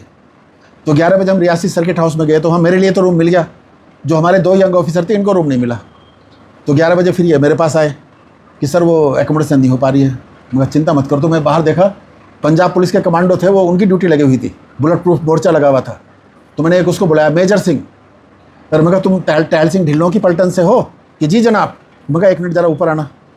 तो मैं कहा देखो हमारे ऑफिसर है, इनका रूम नहीं खुल रहा है और इनके लिए रूम नहीं हो रहा है। जनाब अभी कर देते हैं। तो नीचे गया, चौकीदार को पकड़ा, उसने चौकीदार को 2 थप्पड़ मारे, उससे चाबी छीनी और रूम खोल के जनाब कर देता।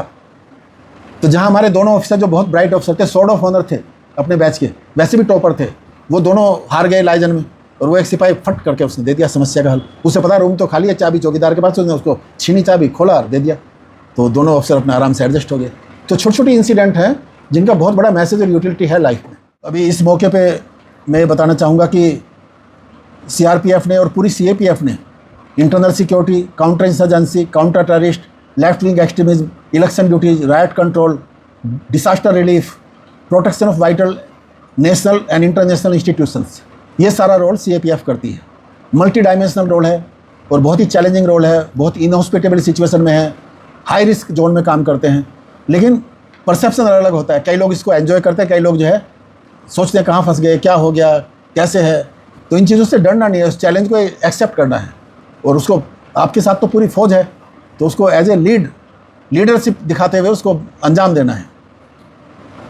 और जो हमारे मार्टार्स हैं जिन्होंने साइलेंट सेक्रीफाइस दिया है, उसमें हमारे परिवार वाले, जो मैरिड लोग हैं, उनकी स्पाउज, उनके बच्चे जो फर्मली आपके पीछे खड़े रहते हैं, उनका भी बहुत बड़ा बलिदान है। मैं हमेशा हर मौके पे कहता हूँ कि हमारे जो लोग शहीद हो गए वो तो शहीद हैं ही, लेकिन जो परिवार वाले हैं उनकी भी शहादत कम नहीं है। जो जीते जी ड्यूटी करें एक शहादत ही है। तो हमारे लोग तो बलिदान कर रहे हैं देश की सर्विस है, जो ट्रू नेशनल सर्विस है, जो देश के प्रति बहुत बड़ा सेक्रीफाइस है। इसके बाद जितने भी सर्विंग लोग हैं आज की तारीख में, और जितने भी वेटरन्स हैं जो हमसे सीनियर है, जिन्होंने बहुत अच्छी परंपराएं फोर्सेज में कायम की और अपने बलिदान से और अपने सर्विस से, आउटस्टैंडिंग सर्विस से इस फोर्स को इस लेवल तक लाए हैं, उनको भी हम आज के दिन रेजिंग डे पे याद करना चाहेंगे कि उनका भी बहुत बड़ा योगदान है और उसको हम नकार नहीं सकते हैं। इसके अलावा जो जितनी भी फैमिलीज है सीएपीएफ की, उनको भी, और मार्टार्स की, उनको भी आज के दिन ऑनर किया जा रहा है। अभी सोरिया में एक फंक्शन चल रहा है, अभी 11 बजे पैरेलल चल रहा है, वहाँ पे वो सारे लोगों को बुलाया हुआ है। हम भी वहाँ पे इन्वाइटेड थे, पर हमने यहाँ पे आना उचित समझा। और वो फैमिलीज को भी ऐसे मौके पे हमें कभी भी आइसोलेट नहीं करना चाहिए, वो पार्ट ऑफ द सिस्टम है। तो जो कोर वैल्यूज है हमारी फोर्सेज की, उसमें है ड्यूटी बिफोर सेल्फ। कभी भी अपने स्वार्थ को ड्यूटी के आगे मत आने दो। समय वही 24 घंटे हैं, आप खुश ड्यूटी करके आओ तो आपका जो समस्या वो अपने आप ही हल हो जाएगी। करेज अंडर एडवर्सिटी, आपको लगेगा वो बहुत खतरा है, क्या करें। हमें कई बार ऐसे हुआ, कुछ भी हुई हम चलते थे, चलो चलते हैं देखते हैं। बुलेट प्रूफ जैकेट भी नहीं होती थी, कई बार तो गोली यहाँ से निकल गई, ऐसे कान को छूती हुई निकल गई, कई बार वो ड्राइवर के हाथ से निकल गई, कई बार गाड़ी पे छक्का ऐसे बारिश होती थी दोनों तरफ बुलेट की, जब ये बटाला और हरगोविंदपुर पंजाब में जाते थे। जैसे ही कैंप से निकलते तो दोनों तरफ बौछार होती थी बुलेट प्रूफ गाड़ी पे, टट टट ऐसे होती थी। और निकल के पूरी रात हम लोग एम्बुश लगाते थे, पट्टी नाले के ऊपर होते थे, तो उग्रवादी आते थे गुनगुनाते हुए, पूरा हर रात कोई ना कोई एम्बुश या रेड कुछ ना कुछ होता रहता था।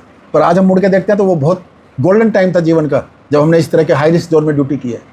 मेरे साथ एक तरफ बीएसएफ का लड़का होता था, मीर सिंह मान, एक तरफ सीआरपीएफ का होता था, बीच में मैं होता था। एलएमजी पे ट्रैगर पे ऐसे उंगली होती थी। जब वो गोली चलाते थे उग्रवादी, तो रात को वो ऐसे होते थे, दिवाली ऐसे वो ट्रेजेक्ट्री बन के ऐसे आती थी, वो चमकती थी लाइट, ऐसे दीवार में आते थे, दीवार में छेद सुबह मिलते थे, कच्ची दीवारों में छेद हुए हुए। तो जैसे वो फायर करते थे तो वो मीर सिंह मान हल्का था, वो ऐसे 2 इंच ऊपर होकर फिर नीचे जाता था। फिर वो कहता था, धीरे धीरे उसको कहता था, तू इधर आ जा, वहाँ से गोली आ रही है, वो ग्रेनेड फेंक दिया, तू इधर आ जा।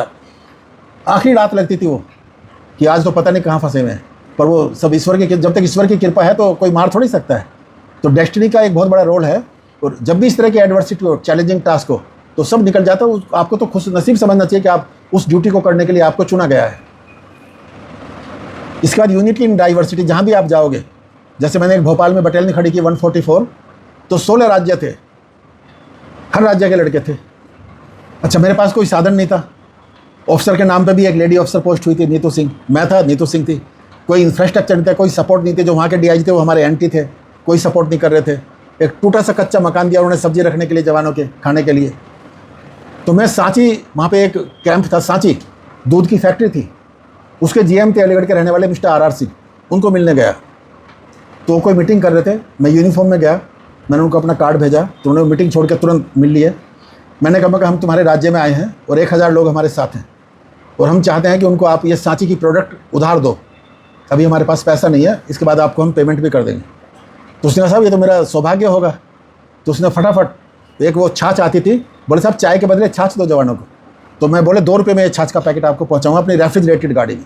उसने इधर उधर से वो रिसोर्स करके कर दिए। तो ग्राउंड में जैसे मॉर्निंग पीटी आती थी तो 1000 पैकेट छाछ के आ जाते थे। तो जवान ऐसे दांत से काट के छाछ पी लेते थे। होते होते फिर दूध आना शुरू हुआ, पनीर आना शुरू हुआ।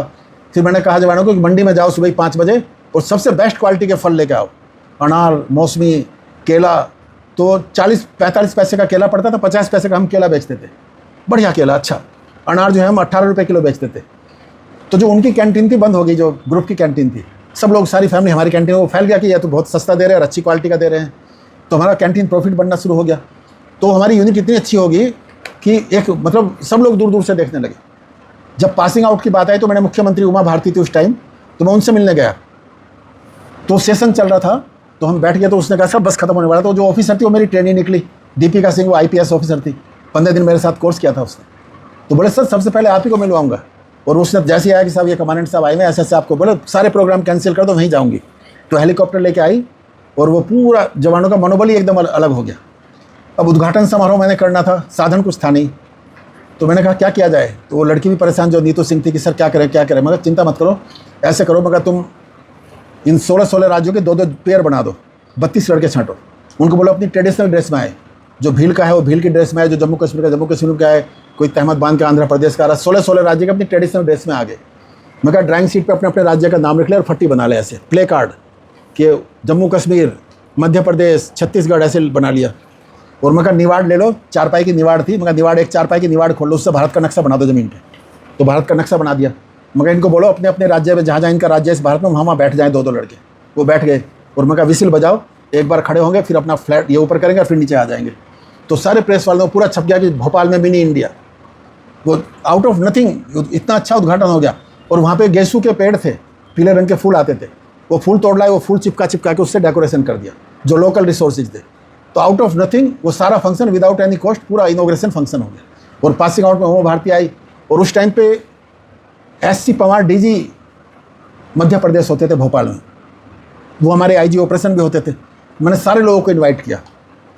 उसमें एक पुरुषोत्तम सिंह होते थे, वो वहाँ IG हेडक्वार्टर थे। तो जब मैं उनके पास बैठा था तो वो मेरी बात करने लगे कि साहब एक ऑफिसर होते थे लुधियाने में, उनके अंडर हमने ट्रेनिंग की है। ऐसे लगता है कि NPA में जो 1 साल की ट्रेनिंग की कुछ नहीं सीखा, और जो हमने 15 दिन में सीख लिया HR सिंह साहब के साथ। तो मेरी नेम प्लेट देखा, रे आप ही HR सिंह हो, ओहो वर्ड इज सो स्मॉल। तो वो DG साहब भी आए मेरी उस पीरियड में, मैं ही पीरियड कमांड कर रहा था। तो वो लिख के गए और वो बोले, उन्होंने इसके बाद मैसेज दिया कि इतनी अच्छी parade, best and outstanding parade I have ever seen in my life, जो भोपाल में हमने परेड किया जवानों का। ग्वालियर से उनका वो आया, जो ड्रेस सिलेगी रातों रात पूरी, मतलब सारी चीज़ें ओवरनाइट ऐसे हो गई कि ईश्वर की कृपा से वो बेस्ट एंड सबसे अच्छा फंक्शन हुआ भोपाल में, जो आज भी मेमोरी में है। ये थे कुछ चंद मेरी ज़िंदगी के जो एक्सपीरियंस थे, जो मैंने आपसे शेयर किया। जैसे गीता में कहा है ना, कर्म करते रहो, फल की चिंता मत करो। क्योंकि they are 2 type of things, certain things are within our control and certain things are beyond our control. Those things which are within our control, focus on them, तो you will get full satisfaction. And there are certain things which are outside our control, beyond our control, उनमें अपना time और energy बर्बाद मत करो।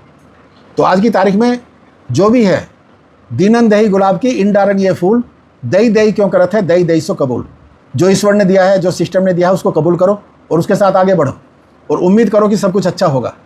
ये चीज़ हमेशा नहीं रुकेगी।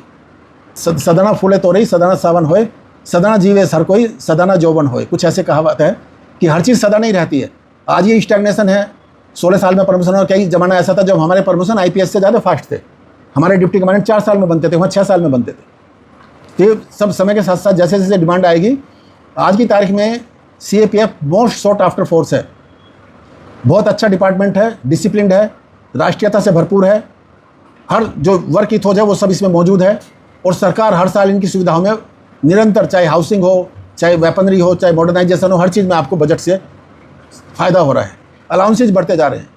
मुझे मालूम है जब मैं NSG में था, तो जब तक मैं NSG में रहा, I was squadron commander VIP squadron, मैंने अपने जवानों को कभी बाई ट्रेन नहीं जाने दिया। बाई एयर जाते थे VIP के साथ। मेरे हटती वो पोस्ट जो है 3-3 महीने की हो गई, मैं उसमें 3 साल रहा यहीं पालम एयरपोर्ट पे। और उस टाइम बोटा सिंह होम मिनिस्टर होते थे। जब भी हमारे जवान जाते थे वो टिकट ऑर्गेनाइज करते थे, बाई एयर जाते थे, बाई एयर आते थे। कभी संसाधनों की सरकार के पास कभी नहीं है। बाद में देखा लोग ट्रेन से जाने लगे, ट्रेन में रिजर्वेशन नहीं मिलता था, तो मैं रेलवे वालों से मिलने गया। मैं साहब हमारे जवानों के लिए अलग से लाइन लगवाओ, ये वारंट तुड़वाते हैं, तब तक जो ट्रेन निकल जाती है। तो उन्होंने कहा कि साहब ये तो this is unconstitutional, all are equal before law, even if president comes then we will not accept to his request, you have to come in queue, you are a citizen of India. मैंने कहा ठीक है, मैं क्या कर सकते हैं। मैं दोबारा गया, बोले सर ऐसे करते हैं, आपके 12 लोगों के पास बना देते हैं रेलवे बोर्ड के, तो आप यहाँ VIP सेल होता है उसमें रिजर्वेशन हो जाया करेगा। मैं ठीक है, तो पास बन गए। फिर मैं तीसरी बार गया, तो उन्होंने कहा कि साहब ऐसे करते हैं, आपको हम मिला देते हैं सारे अपने ऑफिसर से, आप उनसे लाइजन रखो तो आपका रिजर्वेशन हो जाया करेगा। तो जो हम मिनिस्टर की चिट्ठी लेते थे रिजर्वेशन के लिए, बाद में मेरी चिट्ठी चलने लगी, मैं अपने लेटर हेड पे भेजता था, रिजर्वेशन हो जाता था। सिस्टम हम समझ गए कि यहाँ रेलवे बोर्ड में डब्बा है, पंक्चुअलिटी सेल है, इसमें 4 घंटे पहले भी डाल दोगे तो रिजर्वेशन हो जाएगा, जब तक कि हमसे प्रायोरिटी वाला कोई और क्यों में ना हो। मान लिया HM का है तो HM को प्रायोरिटी मिलेगी, उसके बाद और किसी मिनिस्टर का उसको मिलेगी, फिर तीसरे नंबर पे हमारी मिलेगी। तो मैं चौथी बार गया तो उन्होंने सेपरेट काउंटर कर दिया। अभी जो वहाँ पे NSG और फोर्सेज के लिए सेपरेट काउंटर, उनको लाइन में नहीं लगना पड़ता। तो कोशिश करते करते करत करत अभ्यास के जड़मती होत सुजान, रसरी आवत जाते सिल पर पड़त निशान। तो आपने जो भी आपकी जेन्युइन डिमांड है, जो आप चाहते हो कि it is lawful, it is right, उसके लिए कोशिश करते रहो। कोशिश करना ही तो हमारे हाथ में है। और परेशान मत हो, दुखी मत हो, क्या हो गया 16 साल तक प्रमोशन नहीं, क्या है ज़िंदगी भर प्रमोशन ना हो तो क्या प्रमोशन ही सब कुछ है? आपकी जो कंडक्ट है, वर्क की वजह, जो अंदर आग है, एनर्जी है, वो है सब कुछ, उसी से तो आप परफॉर्म करते हैं। और कुछ पता नहीं, हमारे कई सिपाही जो हैं चीफ मिनिस्टर बने हुए हैं। मणिपुर के चीफ मिनिस्टर CRP के BSF के सिपाही होते थे, और जो उनका हवलदार है वहाँ पे चीफ सेक्रेटरी है। तो ऐसे अभी भी कई हमारे हवलदार थे। राम कुमार टोपो छत्तीसगढ़ में MLA बन गए। उसने क्या किया, शपथ दिलवाते थे कि मैं शपथ लेता हूँ कि मैं सत्यनिष्ठा से अपनी ड्यूटी करूँगा, जल मार्ग, थल मार्ग, वायु मार्ग, जिस मार्ग से भी जाने का हुक्म होगा मैं जाऊँगा, चाहे उसमें प्राण जाने का भय क्यों ना हो।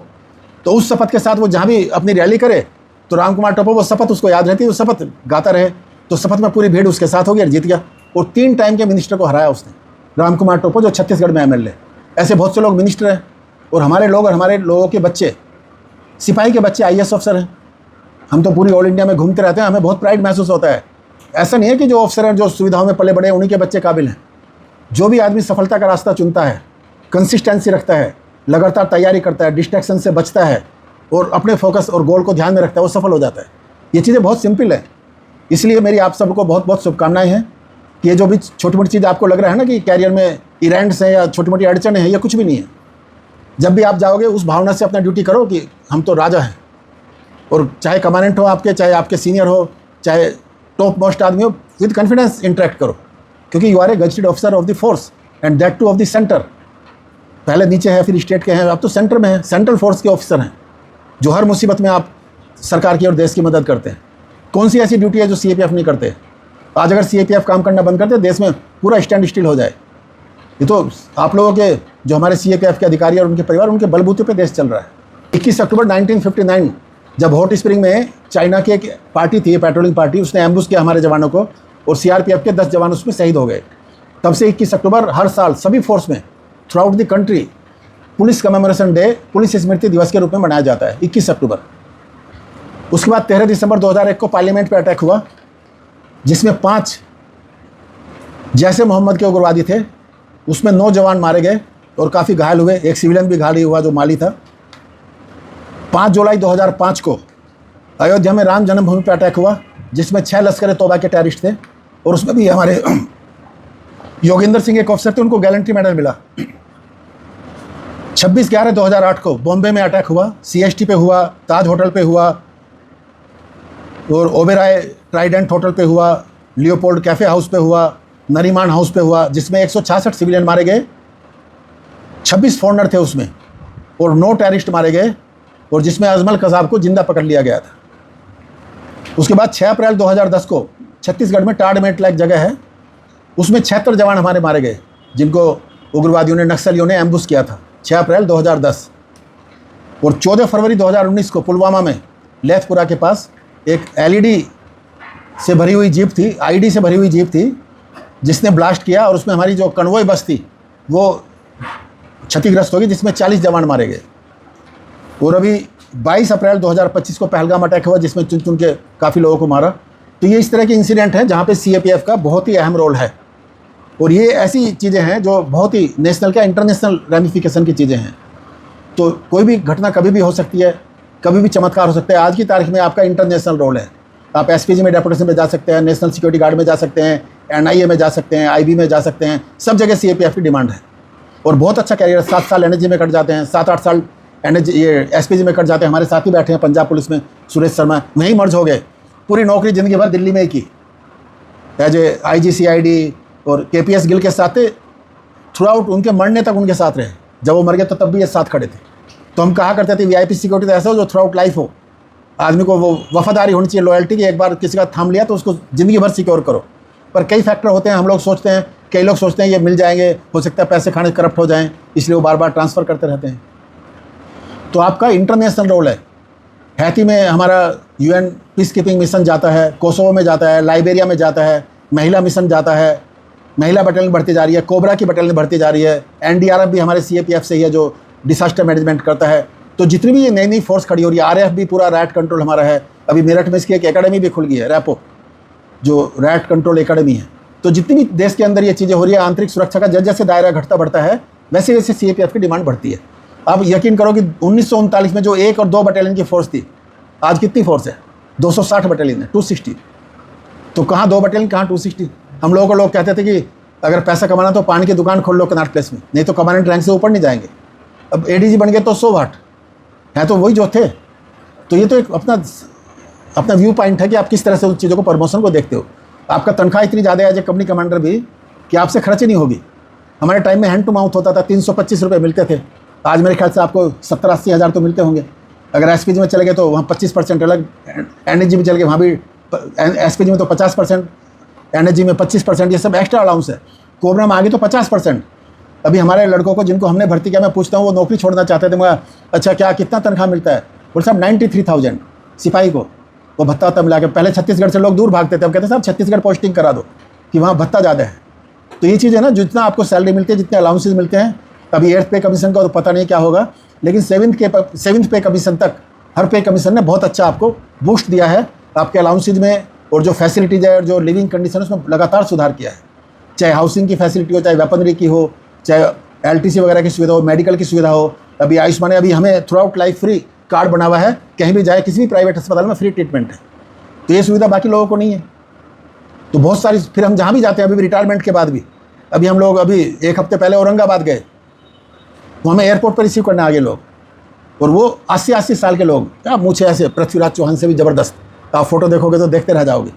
और वो CISF वाले देख रहे, मिस्टर मोहन, चंद्र मोहन करके डिप्टी कमांडेंट थे, उनकी टीम ने रिसीव किया हमें एयरपोर्ट पे। फिर वहाँ से इनोवा गाड़ी मंगाई, ये कहाँ से लाए, हमने तो मांगी नहीं थी।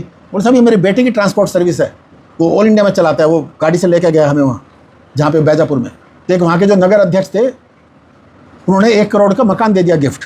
उसमें हमने अपना ऑफिस बना के आया एसोसिएशन का बैजापुर में, आपने पूरा TV पर, न्यूज़पेपर में देखा होगा।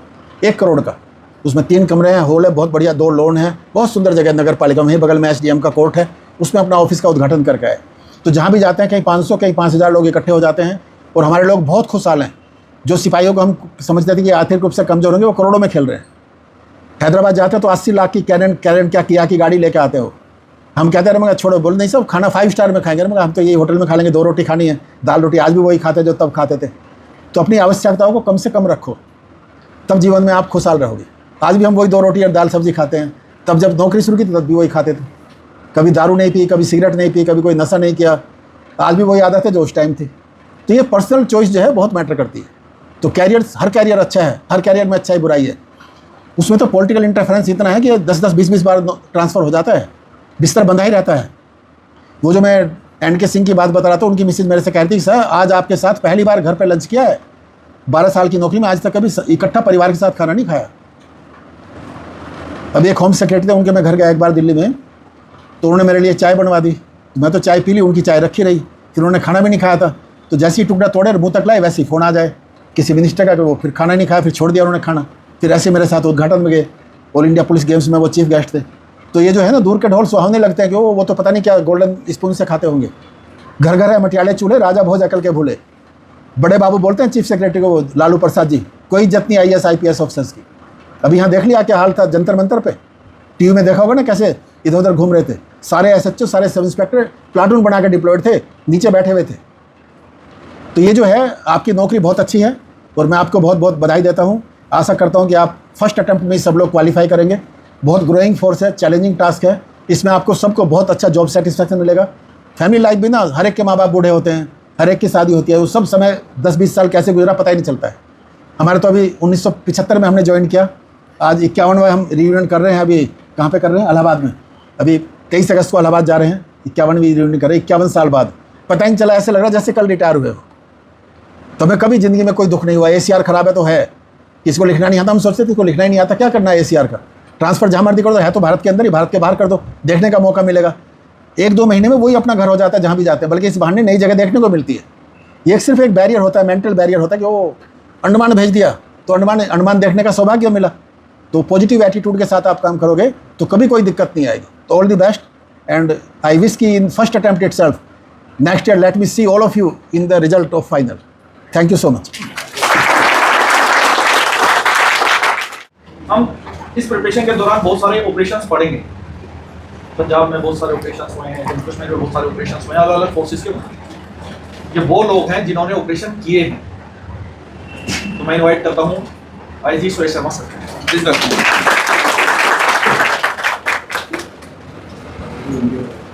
दोस्तों, ये मेरा प्रिविलेज है कि मैं आज आपके सामने हूँ और मेरी कोशिश ये है कि ये बताना है कि लाइफ में सक्सेस कैसे होती है। सबसे पहले खुद के अंदर एक इच्छा होनी चाहिए कि मैंने ये करना है। और एक आप याद रखो, एक किसी को पीछे छोड़ के नहीं सक्सेस होती है, सक्सेस होती है अपने आप ऊपर उठने से। तो आपको शुरू से ही सबसे पहले हेल्थ को बनाओ। फिजिकली आदमी फिट होना चाहिए, that is very important in life. क्योंकि जब तक फिजिक आपकी ठीक नहीं होगी तो आपको हमेशा ये रहेगा यार ये छोटा है, ये बड़ा है, ये मेरे से तगड़ा है। तो आप बनो, मतलब एक्सरसाइज करो और अपना फिट रहो। जो बाकी मेरे फ्रेंड बैचमेट्स हैं 4 से, इन्होंने बता दिया है सारी SCR पे। मैं सिर्फ आपको 2 चीज़ें बताना चाहता हूँ। The basic behaviour of a person is very important in life. कैसे आप दूसरे आदमी को ट्रीट करते हैं वो लाइफ के अंदर आपको ऊपर या नीचे ले जाता है। मैं अराउंड 38 ईयर्स सर्विस किया, तो ये रिकॉर्ड है पूरे। CRP में भर्ती हुआ था, लेकिन सर्कमस्टांसिस की वजह से पंजाब में चला गया, डेप्यूटेशन रहा और आखिर में वहाँ मर्ज हो गया और वही DIG SP IG बन गया और पंजाब पुलिस से रिटायर हुआ एज IG। तो मेरा एक पूरे इंडिया में पहला केस है जो आदमी CRP से और स्टेट पुलिस पे मर्ज हो गया। First case and only. ये बताओ, एक अपने लिए गर्व की बात इसलिए है कि आपके अंदर वो दृढ़ शक्ति होनी चाहिए कि मैंने करना है। तो ये जो डेप्यूटेशन की बात बता रहे थे चार सिंह साहब, मैं पहला अफसर हूँ जो CRP से डेप्यूटेशन पे गया।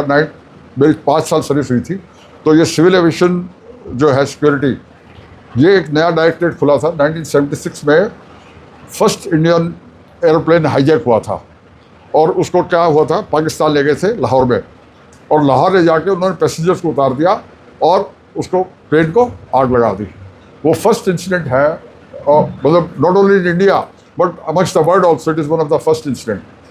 तो उस टाइम ये कहा कि भाई ये तो कल को फिर हो सकता है, इसका कोई इलाज करो।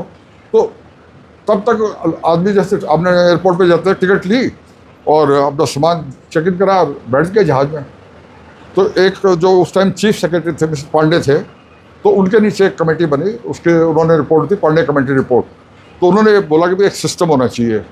तो उसमें इंडिया से हम 4 ऑफिसर्स पिकअप किए गए। तो कि भाई आप सिविल एविएशन का एक सेल बनाया, और उस टाइम जो हमने ये बनाया ड्राफ्ट और ये सिविल एविएशन का जो SOP बोलते हैं, स्टैंडर्ड ऑपरेशन प्रोसीजर, आज भी ये 50 साल हो गए हैं, लेकिन वही प्रोसीजर जो मैंने उस टाइम लिखा था वो आज भी सिविल एविएशन की जो बुक्स है वही चल रही है। और मेरा ये सौभाग्य था कि मैं यहाँ जो सिविल एविएशन में काम किया तो बहुत एक एक्सपोजर होता है, बिकॉज आप हर एक आदमी से मिलते हो, बड़ा वो रहता है। तो फिर आया मेरा एक UNO के अंदर कोर्स आया, और वो था ICAO के नीचे। तो ICAO means international civil aviation organisation, which is headquarter in Canada, Toronto में। तो ये जो कोर्स किया, I was the first Indian to be deputed for that course for 1 month in Philippines. तो फर्स्ट ऑफिसर था जो इंडिया से जिसने एंटी हाईजैकिंग की ट्रेनिंग करी 1 महीना। एंटी हाईजैकिंग का मतलब ये हो सकता है कि you should know how to hijack a plane, that is how you learn what is.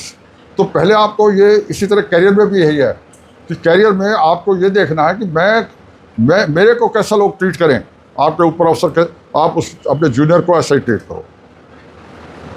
40 years के मेरे जो सर्विस कैरियर है, ये रिकॉर्ड है मेरे ख्याल में, अब इसमें कोई ज़्यादा वो नहीं है। मैंने आज तक किसी अपने नीचे वाले अफसर को या सिपाही को कोई पनिशमेंट नहीं दी पूरी कैरियर में, ये रिकॉर्ड है। क्यों नहीं दी? क्योंकि जो अगर करता भी है तो उसको समझा दिया। और एक वो मैंने जो प्रिंसिपल बताया कि आप खुद अच्छे बनो तो दूसरे अपने आप अच्छे बन जाएंगे। मैं आपको छोटा सा एग्जांपल बताता हूँ कि मैं एक KPS गिल के साथ में जैसे उनका सिक्योरिटी इंचार्ज रहा, 28 ईयर्स उनकी जो सिक्योरिटी थी। बहुत लोग पूछते भाई गिल के इतना भारी, जो वर्ल्ड में हाईएस्ट थ्रेट थी इस पर्सन को थी KPS गिल को, even more than prime minister या अमेरिका के प्रेसिडेंट से। तो उन्होंने क्या किया, मैं तो सिविल एविएशन का जैसे आया वापस, तो वहाँ पंजाब में टेररिज्म था उस टाइम। तो किस्मत की बात सोचिए कि मैं पहुँचा और ये ऑपरेशन ब्लैक थंडर हुआ, और उसमें बाई चांस फर्स्ट टाइम मैं और मिस्टर गिल मिले, और उस टाइम उनको मैंने ब्रीफ किया कि भाई ये चीज़ चल रही है 5 मिनट में। तो उनको ये लगा भाई ये अफसर तेरे से डर क्यों नहीं रहा है, यानी KPS गिल के नाम से लोग डरते थे और बात नहीं करते। मैं तो नया, जैसे आप अफसर हो ऐसे ही था उस टाइम, और ये DG। तो मैंने तो बड़े कॉन्फिडेंस से उनको बताया ये बात हुई है, this is the thing which is happening. तो ये जो चीज़ एक कॉन्फिडेंस आना है लाइफ में, किसी से मत डरो, ये ध्यान रखो, चाहे वो कमांडेंट हो, DG हो, कुछ हो। मैं पूरी सर्विस में आपको ये बता सकता हूँ, चाहे मिनिस्टर हो, प्राइम मिनिस्टर हो, प्रेसिडेंट हो इंडिया के, मैं ऐसे ट्रीट किया। मैं कभी आपको दिखाऊंगा, अपने दिखा देंगे। They have been all like friends to be. तो कैसे है, कोई मेरे अंदर, मैं भी गांव का ही हूँ, मिडिल क्लास से हूँ, लेकिन कैसे एक अपने अंदर कॉन्फिडेंस डेवलप करो, और कॉन्फिडेंस डेवलप होता है अच्छाई से। किसी की बुराई मत करो, किसी को तंग मत करो, किसी का बुरा मत सोचो लाइफ में आपको। और हमेशा याद रखो, जैसा दूसरों को करोगे वैसा आपको रिजल्ट मिलेगा। खुश रहोगे और खुश रहो, that is very important life. खुश रहो। और बार बार मैं एक ही बात कहता हूँ कि लाइफ के अंदर जो टाइम है, जो पैसा है, जो पोस्ट है, जो उसी से इंजॉय करो। आगे का, बहुत आगे का मत सोचो। कि लाइफ के अंदर टाइम टू टाइम अपने आप को अप टू डेट करते रहो, इंटेलिजेंस बनो, और अवेयरनेस रखो, लाइफ से, सराउंडिंग से अवेयरनेस रखो। और जो भी अपने आपके नीचे, because you are going to be in charge of the life of 130 people right from the day you join. आप उसमें उतनी मैच्योरिटी लाओ कि वो आपके बच्चे हैं और उनको कैसे ट्रीट करना है। कभी किसी को दुख मत दो। Thank you very much. खुश रहो। अगर आपका माइंड शांत होगा तो आप उन क्वेश्चंस पे भी लॉजिकल रीजनिंग इस्तेमाल कर पाएंगे जिनकी आपको लिमिटेड नॉलेज है। जब यूपीएससी के बारे में पढ़ते हैं तो एक तरीके से पूरे ब्रह्मांड के बारे में पढ़ते हैं। आप जब ज्योग्राफी पढ़ेंगे तब इस चीज़ को अच्छे से समझेंगे। हम हर एक सब्जेक्ट को डीप में जाके पढ़ते हैं, सुपरफिशियल वे में नहीं पढ़ते हैं कि ऊपर ऊपर से हमने जान लिया कि कॉन्स्टिट्यूशन में क्या लिखा है। अब पॉलिटी लगभग 70 घंटे में पढ़ेंगे। उसमें हम जानेंगे कि जो देश है उसकी राजनीति किस तरीके से चलती है, देश किस तरीके से चलता है, और जो मदर ऑफ ऑल लॉज है, मतलब भारत का संविधान, इंडियन कॉन्स्टिट्यूशन, वो क्या है, कैसे बना, उसके अंदर क्या लिखा है, वो हमें क्या राइट्स देते हैं, वो अगर सरकार पे लिमिटेशंस लगाते हैं तो क्या लिमिटेशंस लगाते हैं, क्या वो अपने आप में कंप्लीट था, अगर था तो क्यों उसमें 106 बार अमेंडमेंट करना पड़ा, इस समय की डिमांड चेंज हो रही है इसलिए तो फिर उसमें चेंज करना पड़ता है। और हर एक सब्जेक्ट अपने आप में इंटरेस्टिंग है, बस पढ़ाने वाला इंटरेस्टिंग होना चाहिए, इंटरेस्ट लेके पढ़ना आना चाहिए। जब कभी कभी मुझे स्टूडेंट पूछते हैं तो ऐसा पूछते हैं, सर मैं कौन से सब्जेक्ट पे ज़्यादा फोकस करूं, मेरा तो ग्रेजुएशन में ये सब्जेक्ट था, मेरा मन ये सब्जेक्ट को पढ़ने में ज़्यादा करता है, वो करता है। हर इंसान का मन सिचुएशन के अकॉर्डिंग चेंज होता है। आज सिचुएशन, आज अगर एग्ज़ाम की डिमांड साइंस ज़्यादा पढ़ने की है तो आपका मन हो या ना हो, एक स्टूडेंट को साइंस को ज़्यादा टाइम देना पड़ेगा। मन के अकॉर्डिंग अफसर थोड़ी बनता है कोई। सिचुएशंस तो एडवर्सरी आएंगी ही लाइफ में, हर तरीके की सिचुएशन आएंगी। इन्होंने जब एग्ज़ाम निकाला, इनके सामने भी एडवर्सरी सिचुएशंस थी। लोग कंप्लेंट करते हैं कि मैं पढ़ा था, एग्ज़ाम नहीं हुआ, मैंने थोड़ी सी मेहनत की थी, एग्ज़ाम नहीं हुआ। जो जॉब करने वाले हैं वो ये कंप्लेंट करते हैं कि मुझे टाइम नहीं मिलता। मैं देखता हूँ जो फुल टाइम स्टूडेंट है वो भी यही कंप्लेंट कर रहा है कि मुझे टाइम नहीं मिल रहा पढ़ने का। फिर मैं पूछता हूँ करते क्या हो, वो बताता है खाना बनाता हूँ, कपड़े धोता हूँ और खुद के दोस्तों के साथ टाइम स्पेंड करता हूँ, इधर उधर घूमने भी जाना होता है। सर आप नहीं समझोगे इन बातों को। मैं कि मुझे समझना ही नहीं है, क्योंकि मैं इस प्रोसेस से समझ के आ चुका हूँ। अगर आप डेली छोटी छोटी टास्क को अपने एक बड़े गोल पे इतना हावी होने दे रहे हो, फिर तो आपका गोल छोटा है ना यार। फिर आपके एफर्ट्स कैसे बड़े हो जाएंगे, एफर्ट्स भी छोटे रहेंगे। एट AVKS हम मेहनत करने में बहुत बिलीव करते हैं। मैं कोई शॉर्टकट में बिलीव नहीं करता हूँ। ये कल से आपको आइडिया आ जाएगा उस चीज़ का। पास्ट पे यूट्यूब पे आइडिया आ जाएगा। अभी यूट्यूब पे हमने 150-200 घंटे पढ़ाया, यूट्यूब पे पढ़ाया इतना। पूरे कोर्स में आपको 750 घंटे के आसपास पढ़ाएंगे। ये अभी से पता है हमें पूरे साल कितना पढ़ाना, आपको कितना नहीं पढ़ाना। अगर मुझे 24 में से 24 घंटे पढ़ाना पड़े या मेहनत करनी पड़े, बात सिर्फ पढ़ाने की नहीं है, बात ओवरऑल सारे काम आ गए उसमें। जैसे आप छोटे छोटे काम गिना रहे हो, ऐसे मेरे भी मैनेजमेंट में बहुत छोटे छोटे काम है, तभी मैं कोर्स हेड हूँ।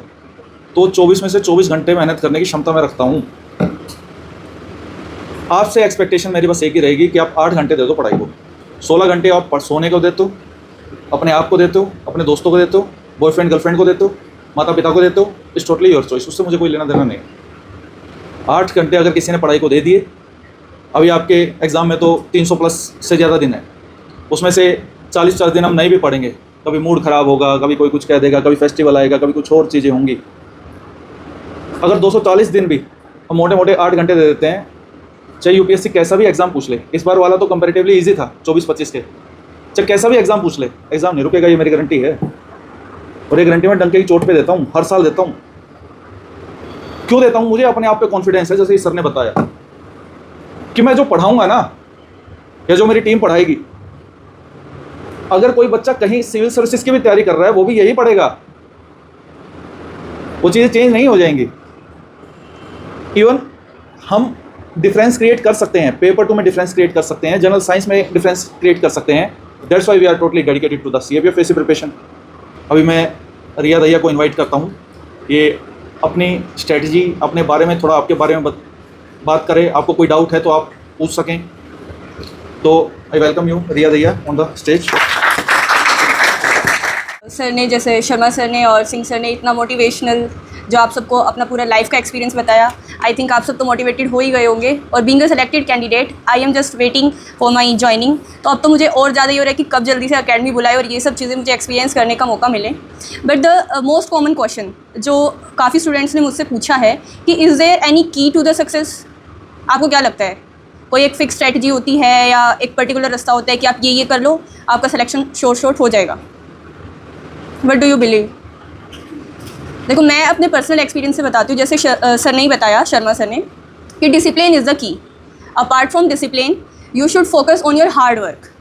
देर इज़ वन कोटेशन कि hard work beats talent if talent does not work hard. I think सुना होगा आपने कि हम कहते हैं कि ये बच्चा तो स्कूल से ही टॉपर है, ये कॉलेज टॉपर है, ये टैलेंटेड बच्चा है, तो इसी का ही एग्ज़ाम निकलेगा, हम नहीं कर सकते। तो ऐसा नहीं है।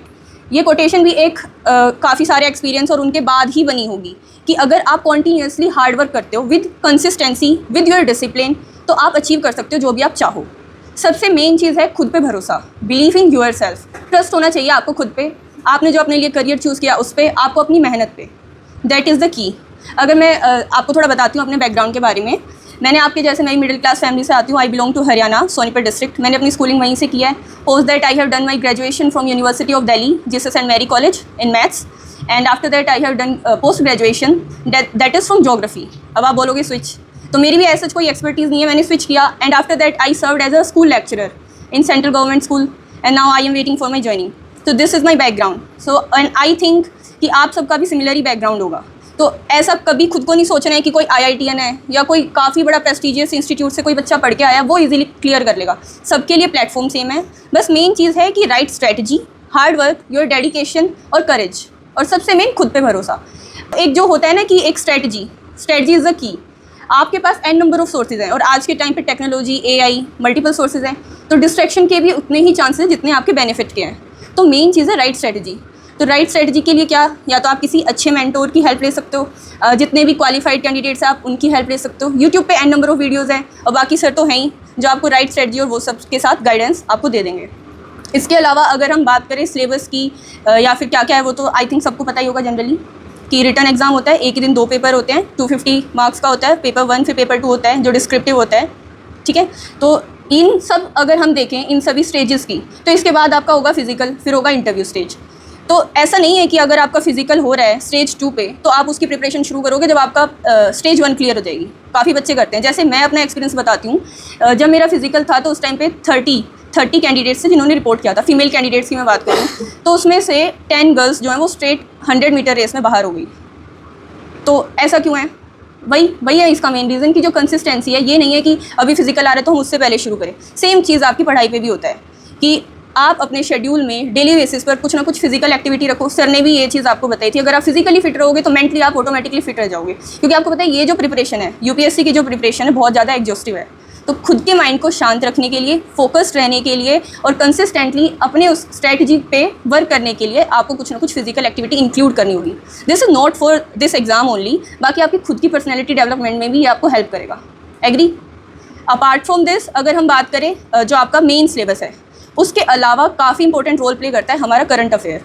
जो क्या चल रहा है हमारे आसपास में, अभी जैसे प्रोटेस्ट हो रहा है तो वो क्यों हो रहा है, क्या हो रहा है, कौन नोडल एजेंसी है, कौन कंट्रोल कर रहा है। जैसे RAF है, आपने देखा होगा ब्लू यूनिफॉर्म में, काफ़ी लोगों को नहीं पता कि वो CRP है क्या है, पुलिस, दिल्ली पुलिस है क्या है। मैंने देखे जैसे कमेंट सोशल मीडिया पे भी दिल्ली पुलिस। तो ये सब चीज़ें आपको अवेयर रहना होगा। और ये नहीं है कि टीचर बोल रहे हैं न्यूज़पेपर पढ़ो, वो नहीं, खुद में अवेयर हो, क्वेश्चन करो चीज़ों को, आपके आसपास जो भी हो रहा है कि ये है तो ये क्यों है, उसके पीछे फिर क्या चीज़ें हैं, कॉन्स्टिट्यूशन में क्या है, उससे रिलेटेड क्या है। तो जब आप अपने सिलेबस को अपने इन्वायरमेंट से लिंक करोगे तो आप इन्जॉय भी करोगे और आप अच्छे से कवर भी करोगे। और UPSC करती क्या है, वो यही चीज़ करती है जो करंट में चल रहा होता है उसी से रिलेट करके वो स्टैटिक क्वेश्चंस पूछती है। और रही बात पर्सनैलिटी डेवलपमेंट, तो वो भी एक नाइट की जर्नी नहीं होगी। जब आपकी डे 1 से जब प्रिपरेशन शुरू होती है तब से ही शुरू हो जाती है। इवन जब आप स्कूल में फर्स्ट स्टेप रखते हो तब से ही आपकी पर्सनैलिटी डेवलप होनी शुरू हो जाती है। तो सारी चीज़ें साइमल्टेनियसली आपने सब पे वर्क करना होगा विद योर डिसिप्लिन और फोकस। इसके अलावा आपको कुछ पूछना है? मतलब हम एक सामने से एग्ज़ाम को बहुत अच्छे से क्वालिफाई कर सकें, क्या चीज़ें हैं और क्या चीज़ें हमको अवॉइड करनी चाहिए?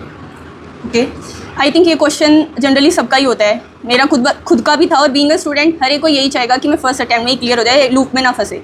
तो इसका सबसे मेन है, जिस भी एग्ज़ाम की आप प्रिपरेशन कर रहे हो, जैसे अपने CAPF की हम बात करते हैं, तो सबसे पहले आप सिलेबस उठाओ, ठीक है। उसमें से क्या क्या आपको आता है, ठीक है, आप खुद उसको कर सकते हो, नहीं कर सकते हो। अगर कहीं पर भी डाउट होता है तो आपको एक मेंटोर की ज़रूरत होगी। ये मैं अपने एक्सपीरियंस से कह रही हूँ। ऐसा नहीं है आप अकेले नहीं कर सकते, आप इंडिविजुअली कर सकते हो, बट वही है कि वो टाइम ज़्यादा लग जाएगा, जैसे मेरे केस में हुआ। तो एक राइट मेंटोर, वो आपके सिबलिंग, आपके सीनियर, आपके टीचर्स, कोई भी हो सकता है। तो वो जैसे स्ट्रेटजी बताते हैं वो आपको फॉलो करनी होगी। नंबर 2, फॉर एग्जांपल अगर मैं बात करूँ ज्योग्राफी एज अ सब्जेक्ट, तो ज्योग्राफी के लिए जैसे सब आपको सजेस्ट करेंगे कि NCERT पढ़ो, ठीक है। अब बाकी आप मल्टीपल स्टूडेंट्स की या बाकी अपने जो आपके कलीग्स हैं या जो भी प्रिपरेशन करोगे, कोई n नंबर ऑफ सोर्सेज बताएगा कि ये नहीं इससे करो, ये बेस्ट है, उससे नहीं इससे करो, यूट्यूब से करो, ऐसे करो, वैसे करो। तो आपको बेसिक सोर्सेज पे स्टिक रहना है। बेसिक सोर्सेज क्या है हमारे NCERT, उन पे आपको स्टिक रहना है। अपार्ट फ्रॉम दैट, अभी क्योंकि ट्रेंड चेंज हो रहे हैं, सिर्फ NCERT पे भी आप रिलाई नहीं कर सकते। तो अपार्ट फ्रॉम दैट जो भी आपका मेंटोर आपको सजेस्ट करते हैं, जो आपको बताते हैं, वो आपको रिलीजियसली फॉलो करना होगा। और एक और तीसरी सबसे बड़ी चीज़ जो बच्चे गलती करते हैं, जैसे पॉलिटिकली लक्ष्मीकांत है, तो उनको क्या होगा कि क्या पता इसमें से क्वेश्चंस ना हो, तो उसके साथ वो बाकी किसी और किसी रेफरेंस की बुक उठा लेंगे और सेम सिलेबस को अलग अलग जगह से कवर करेंगे। तो रिपीटिशन की बजाय रिपीटिशन करनी है तो सेम सोर्स की आप करो, मल्टीपल चीज़ों के पीछे मत भागो।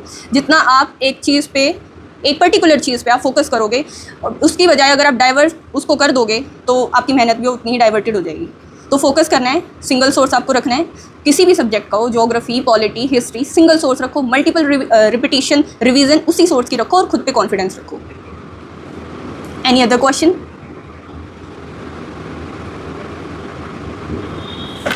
Thank you. Thank you Riya and thank you sirs, आपने इतना अच्छा समय दिया बच्चों को। और आज तो सीआरपीएफ डे है, सर के और बहुत प्लान्स थे लेकिन वो प्लान्स ड्रॉप करके उन्होंने यहाँ पे आना चुना, तो इसका मैं तहे दिल से आपका आभार व्यक्त करता हूँ। स्टूडेंट, जो आपके डाउट्स आ रहे हैं ना, ये हर स्टूडेंट के मन में डाउट होते हैं जब वो कोई भी जर्नी स्टार्ट करता है।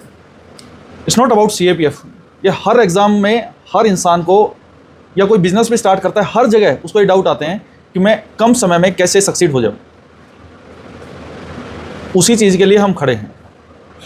जैसे इन्होंने कहा कि करने को इंसान खुद भी कर सकता है, लेकिन जब खुद करता है तो हिट एंड ट्रायल्स होते हैं, एक्सपेरिमेंट्स होते हैं।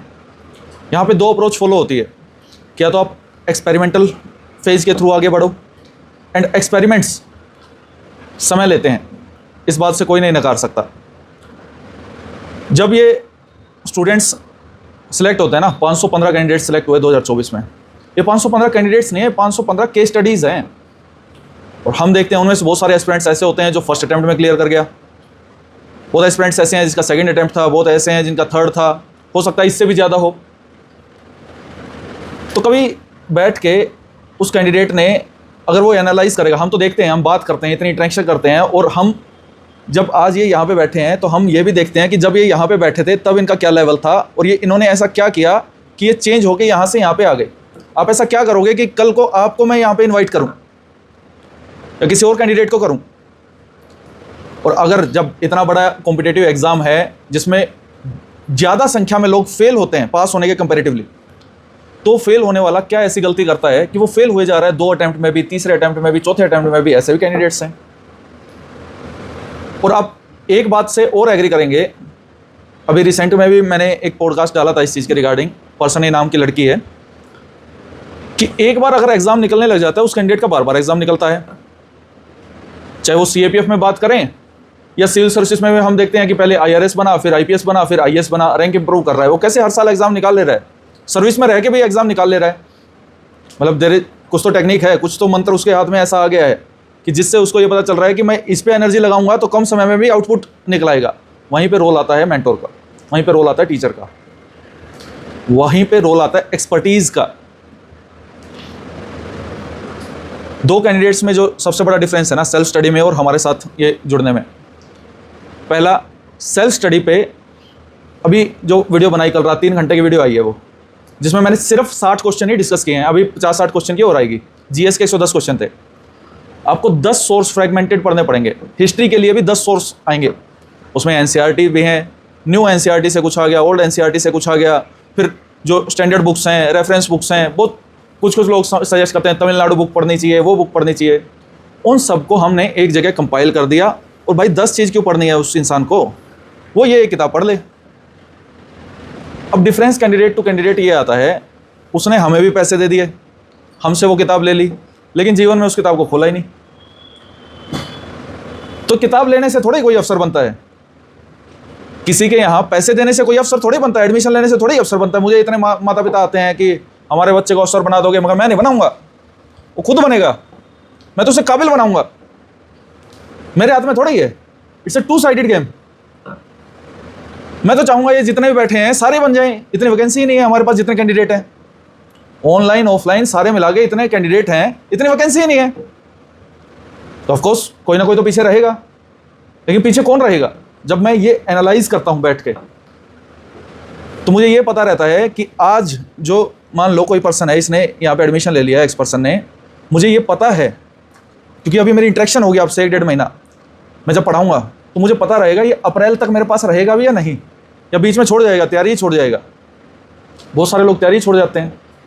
रीजंस अलग अलग हो सकते हैं तैयारी छोड़ने का, किसी का पर्सनल रीज़न हो सकता है, किसी का फैमिली रीज़न हो सकता है, किसी को और अल्टरनेटिव ऑप्शंस दिख जाते हैं, क्योंकि डेविएशन आता है माइंड में। सोशल मीडिया से फैमिली से, रिलेटिव से, फ्रेंड सर्कल से उस डेविएशन को कंट्रोल करना, ये जो एरिया है ना 150 गज का, यहाँ तो मैं कर लूँगा कंट्रोल, लेकिन यहाँ से बाहर आपको कंट्रोल करना है अपने माइंड को। मैं 24 घंटे थोड़े ही साथ में रहूँगा किसी के, लेकिन जो हम बातें बोलेंगे वो बातें दिमाग में रखोगे तो एग्ज़ाम फर्स्ट अटैम्प्ट में भी हो सकता है। आपको इन फ्यूचर ऐसे कैंडिडेट्स पे दिखाऊंगा जिन्होंने फर्स्ट अटैम्प्ट में एग्ज़ाम निकाला है, कॉलेज के साथ में निकाल लिया है। और सक्सेस ये नहीं होता है कि मान लो कि किसी को 3 साल लगे, किसी को 1 साल लगा, किसी को 10 साल भी लगे। सक्सेस होती है जिसका जो बैकग्राउंड होगा, जो जहां से उठ के आया होगा, उसके लिए वो इतनी बड़ी सक्सेस है। मेरा जो बैकग्राउंड था आप इमेजिन भी नहीं कर सकते, कभी बात करेंगे उस बारे में। आप इमेजिन भी नहीं कर सकते कि कोई वहां से यहां पे पहुंच सकता है क्या। जितना दिमाग लगा सकते हो उतना लगा लेना, फ्री हैंड है। आप उसका 10% भी नहीं सोच पाओगे। और ऐसा नहीं मैंने तोप चला दिया अपने जीवन में, ऐसा कुछ नहीं। मैं जब ये कैंडिडेट्स को देखता हूं, अलग अलग कैंडिडेट्स को देखता हूं, और जब उनके बैकग्राउंड को देखता हूं कि भाई इसको तो ढंग से पढ़ना भी नहीं आ रहा था और ये भी अफसर बन गया। मैंने ऐसे कैंडिडेट, अभी वो बार फोटो लगी हुई है, रैंक 37 2023 बैच का CISF में है, ना हिंदी आती ना इंग्लिश आती। अभी मुझे पता नहीं उसने सीखी है नहीं सीखी, ना हिंदी आती ना इंग्लिश आती, रैंक 37 है। ये तो है उसके पास, उसने वो वाली इंग्लिश सीख ली जो पेपर में पास करा सके। वो बोलने में फ्लुएंट नहीं है, लेकिन उसने वो सीख ली जो उसको अफसर बना सके। तमिलनाडु का लड़का है, उसको दोनों चीज़ों में दिक्कत है। जो तमिलनाडु से रहेगा वो कनेक्ट कर पाएगा इस बात को। ऐसे नंबर ऑफ स्टूडेंट्स होते हैं।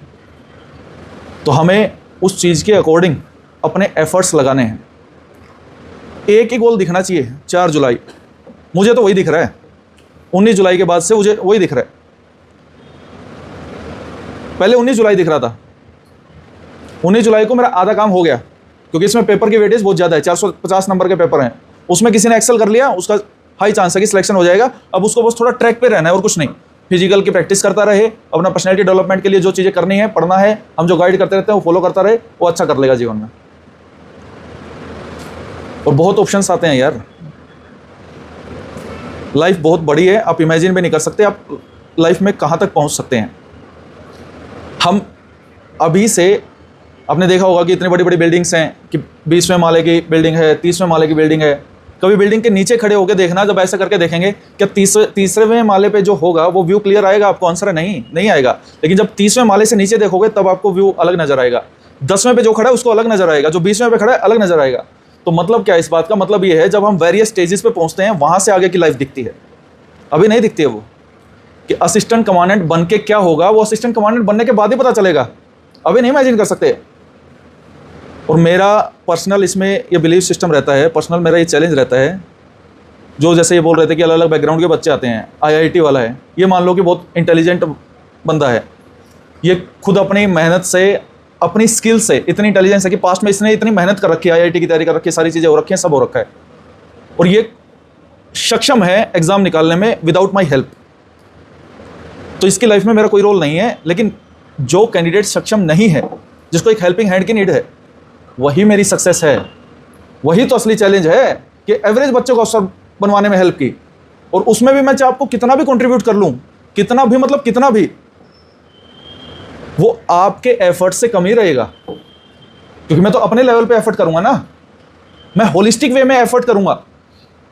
आज आप 50 लोग हैं ऑनलाइन में, मेरे पास 500 लोग हैं, मुझे 500 का भी देखना है। आप तो कंपनी कमांडर 130 का देखेंगे, मैं AVKS में ओवरऑल 1000 से ज़्यादा लोगों को हैंडल करता हूं, और हर साल करता हूं। और पिछले वाले छूट नहीं जाते हैं, वो ऐड ऑन होते रहते हैं।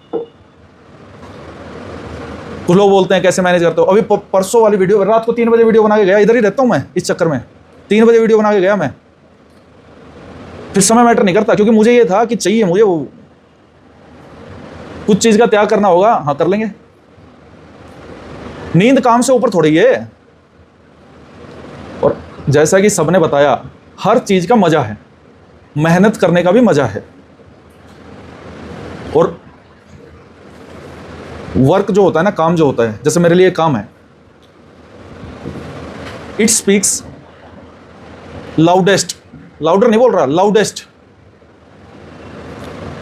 अभी हो सकता है कुछ लोग ऐसा बोल रहे थे AVKS से पढ़ाई से क्या आया क्या नहीं आया, क्योंकि मैंने इस पर दिमाग ही नहीं लगाया 19 जुलाई के बाद। मेरा दिमाग ये था कि 27 जुलाई को CRPF डे पे मुझे इवेंट कंडक्ट करवाना है, बच्चों से इंटरेक्शन करनी है, सर के शेड्यूल से मैनेज करना है, लाइसेंस मेंटेन करना है, एक जगह इकट्ठा करना है सबको, शुरुआत करनी है नई चीज़ की, नए साल का रोड मैप बनाना है, उसको उसका टास्क असाइन करना है। मेरा दिमाग इस चीज़ पे था। कल वीडियो आते ही सबके मुंह बंद हो गए, और उस वीडियो का पर्पज़ ये है ही नहीं कि मुंह खुले मुंह बंद हो। सब अपने लेवल की मेहनत करता है और उसको उसका रिवॉर्ड ज़रूर मिलता है। जिस बैकग्राउंड से आया, मान लो एक्टर का बेटा एक्टर बन गया, पायलट का बेटा पायलट बन गया, IAS का बेटा IAS बन गया, सक्सेसफुल वो भी है। असली सक्सेस वो है जब किसान का बेटा अफसर बने, क्योंकि उसके और उसके एफर्ट्स में डिफरेंस होगा। क्यों? क्योंकि उसके और उसकी सिचुएशंस में डिफरेंस होगा, उसके और उसके रिसोर्सेज में डिफरेंस होगा। स्ट्रगल दोनों ने किया है, बिना स्ट्रगल कोई बने नहीं सकता, चाहे उसके पास कितने भी रिसोर्सेज हों। हर इंसान का अपना एक स्ट्रगल है, फैमिली प्रेशर ही एक स्ट्रगल है। उसकी एक्सपेक्टेशन, मान लो किसान का बेटा या कोई भी XYZ पर्सन, मैं किसान से फैमिली से बैकग्राउंड करता हूँ इसलिए मेरे मुंह से वर्ड ज़्यादा निकल रहा है, वो इसलिए ज़्यादा बड़ी सक्सेस मानी जा रही है कि उससे इतने एक्सपेक्टेशंस नहीं थी। वो थोड़ा नीचे भी रहेगा तो लोग फिर भी अप्रिशिएट ही करेंगे। लेकिन जब एक अफसर का बेटा अगर अफसर नहीं बन पाया फिर उसका जीना आराम कर देंगे, खुद फैमिली वाले ही जीना आराम कर देंगे कि तेरे पिताजी तो ऐसे थे, तू खुद तो ऐसा रह गया, या तेरा बड़ा भाई तो ऐसे है, तू छोटा ऐसा रह गया। कंपैरिजन आना स्टार्ट हो जाता है family, with in friends, with in peer group. Ultimately you will be responsible for your actions. एक ऐसा समय आएगा लास्ट में जब आपको बहुत ज़्यादा जोर मारना पड़ेगा अप्रैल के बाद। अभी आप नॉर्मल पेस पे ही पढ़ाई करोगे तो एग्ज़ाम निकल जाएगा। एक्सट्रीम होने की आवश्यकता नहीं है। कई लोग पहले दिन से ही मुझे बोलेंगे सर मुझे 16 घंटे का प्लानर दे दो, और मैं कहूँगा नहीं दूंगा, क्योंकि भाई मैं नहीं चाहता कि तू स्टार्ट करने से पहले ही गिव अप कर दे, कि 2 दिन उसको करेगा और तीसरे दिन हाथ जोड़ के कहेगा जी अपने बस की बात नहीं है। तो कब कितना दौड़ाना है वो मुझे पता है। अभी चलने का समय है, तो अभी नॉर्मल पेस पे चलना सीखो। फिर जॉगिंग का समय आएगा तो जब जॉगिंग भी करेंगे, रनिंग बाद की प्रोसेस है। जो लोग ये बोलते हैं ना कि मैक्सिमम अटेम्प्ट्स क्यों लगते हैं, एक कैंडिडेट थी 13 साल की जर्नी है उसकी, 13 साल की जर्नी है उसकी, 11 साल की जर्नी है, 11 साल की जर्नी है। कैंडिडेट थी, अब अफसर बनी है वो, उससे पहले अफसर नहीं थी। मैंने उससे बैठा के पर्सनल लेवल पे पूछा, मैं 11 साल कैसे लग गए यार, 11 साल किसे बोलते हैं?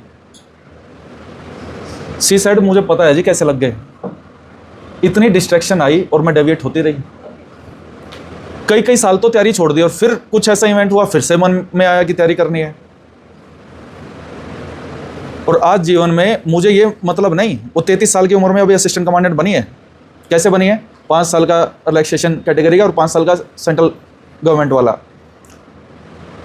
बोले मेरे साथ ट्रेनिंग में 21 साल के लड़के भी होंगे, 21 साल की लड़कियां भी होंगी। मुझे फ़र्क नहीं पड़ता, मुझे ये पता है मैं कहाँ से आई हूँ, मेरा बैकग्राउंड क्या है। आज मेरे पास अफसर का टैग है, यही मेरे लिए इस टाइम पे लाइफ की सबसे बड़ी अचीवमेंट है। कल को कुछ और अचीव कर ले तो वो अचीवमेंट छोटी हो जाएगी।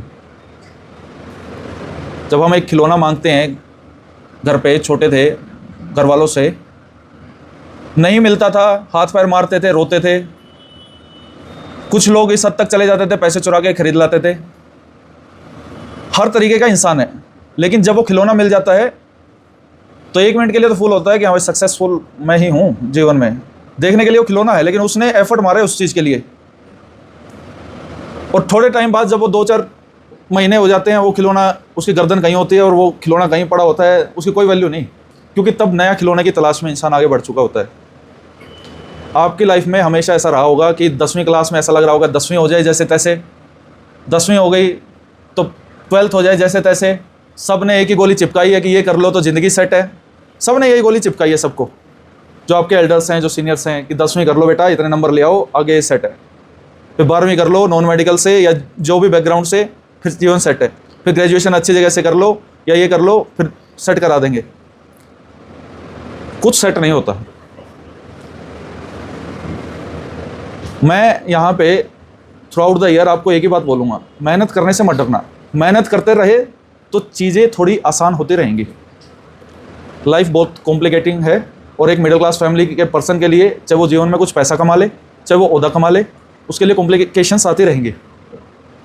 लेकिन you will get chance to change your life, your generation, your society, your people. आपके पास चांस होगा। जब कोई अफसर बनता है ना, फिर उनके, अभी मैंने बताया अफसर का बेटा से एक्सपेक्टेशन क्या होगी, अफसर ही बनेगा या कोई अच्छा बिजनेस करेगा। फिर वो सिपाही के फॉर्म नहीं भरता, उसका कुछ तो रीज़न होगा। कभी देखा आईएएस का बेटा सिपाही की भर्ती में ट्राई कर रहा है? देखा? कभी सुना है क्या भाई? ये तो सुना होगा हर जगह अखबार में कि रिक्शा वाले का बेटा आईएएस बन गया। कभी सुना है आईएएस वाले का बेटा रिक्शा वाला बन गया? क्यों? चेंज हो गया है। एक ने मेहनत कर ली जीवन में। और लड़कियों के लिए तो ये मेहनत बहुत बहुत बहुत जरूरी है। They will get the independence, real independence from the social bonds, financial independence. लड़की का बाप कितना भी अमीर हो जाए, लड़की का हस्बैंड, बॉयफ्रेंड कितना भी अमीर हो जाए, कितना भी बड़े ओहदे पे हो, लड़की नहीं चाहेगी कि उसकी पहचान उसके बाप से और उसके हस्बैंड से ही होती रहे। इंडिविजुअल आइडेंटिटी कहाँ है? इंडिविजुअल आइडेंटिटी कहाँ है? जब कोई हम अचीव कर लेते हैं, पहले जब कोई नहीं पूछता हो, जैसे ही अचीवमेंट का ठप्पा लगता है, डिसीजन मेकिंग में हमारी इन्वॉल्वमेंट इंक्रीज हो जाती है। फैमिली वाले बोलते हैं, बेटे से पूछेंगे कि कौन सा पेंट कराना है, बेटी से पूछेंगे कि उसको कहाँ शादी करनी है, पहले नहीं पूछेंगे। सोसाइटी ऐसी ही है, बहुत ज़्यादा चीज़ें हम चेंज नहीं कर सकते, रिजिड है सोसाइटी कई चीज़ों। We have to accept it. We can change our self, we can change our life, तभी हम दूसरों की चेंज कर सकते हैं। आज मैं इतना बोल पा रहा हूँ ना यहाँ खड़ा होकर, उसका रीज़न ये है कि मैंने खुद के लिए कुछ किया है जीवन में। वरना मैं जहाँ था वहीं रहता, जहाँ मेरे दोस्त हैं आज, तो फिर मैं थोड़ी ही मेरे अंदर ये पावर, फिर तो मेरे को ये रहता कि अपने दिनचर्या जैसे जैसे दिन काट लूँ अपना, और आज का दिहाड़ी करने, आज का गुजारा हो जाए जैसे तैसे। तो चीज़ें ऐसी हैं, सिर्फ मोटिवेशन से कुछ नहीं होगा। डिसिप्लिन में भी बहुत बार उतार चढ़ाव आएगा, कभी कभी इंटरनल फाइट करनी पड़ेगी, कभी कभी एक्सटर्नल हेल्पिंग हैंड आएगा। उसमें आपके दोस्त आपकी हेल्प करेंगे, माता पिता इतने नहीं कर पाएंगे, दोस्त आपकी हेल्प करेंगे, मेंटर्स आपकी हेल्प करेंगे। माता पिता की तो एक ही एक्सपेक्टेशन रहेगी, बेटा फटाफट अफसर बन। और डे ड्रीमिंग वाले अफसर नहीं बनते। मैं देखता हूँ स्टूडेंट्स का, जॉब बोल रहे हैं ना, क्यों मल्टीपल अटेम्प्ट्स लगते हैं, इनकी बात नहीं। चलो ये तो पास हो गए 2 अटेम्प्ट में भी, बहुत बड़ी बात है। जो कभी पेपर तक ही नहीं पहुंच पा रहे, पेपर 1 ही नहीं क्लियर हो रहा 2 साल में, 3 साल में, उनके डिस्कशन कभी रूम में चले जाए। मैं स्टूडेंट्स के रूम भी विजिट करता हूँ और पर्सनल, मैं स्टूडेंट्स के बीच ही रहता हूँ, मुझे पता है कि किसकी खोपड़ी में क्या चल रहा है। अभी आपके यहाँ बैठे बैठे क्या चल रहा है मुझे पता है। साइकोलॉजी मेरा एक्सपर्टीज़ पार्ट है। उसमें स्टूडेंट्स का डिस्कशन पॉइंट ये रहता है, तो सीआरपीएफ में जाएगा या सीआईएसएफ में जाएगा? वो कहेगा नहीं मैं तो सीआईएसएफ में जाऊंगा, और फिर दिल्ली मेट्रो में मेरे को थोड़ा सा काम है, इधर एयरपोर्ट पे भी हिसाब बराबर करना है किसी से। पेपर 1 क्लियर नहीं हुआ कभी, 2 साल हो गए, 3 साल हो गए।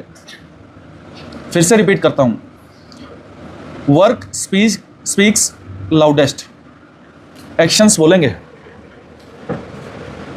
ये समय भी आएगा जब आप चूज़ करोगे कि आपको कहाँ जाना है। वो समय आएगा 4 जुलाई के बाद। उससे पहले तो फॉर्म में आप तो जब पहले भरवाने लगे डेफ में, तो सारे भर देते हैं, बड़े खुश हुए रहते हैं, मेरे पास आते हैं, कौन सी फोर्स दूँ जी? मखा अभी के लिए जौन सी मर्जी दे दे, 4 जुलाई के बाद आना।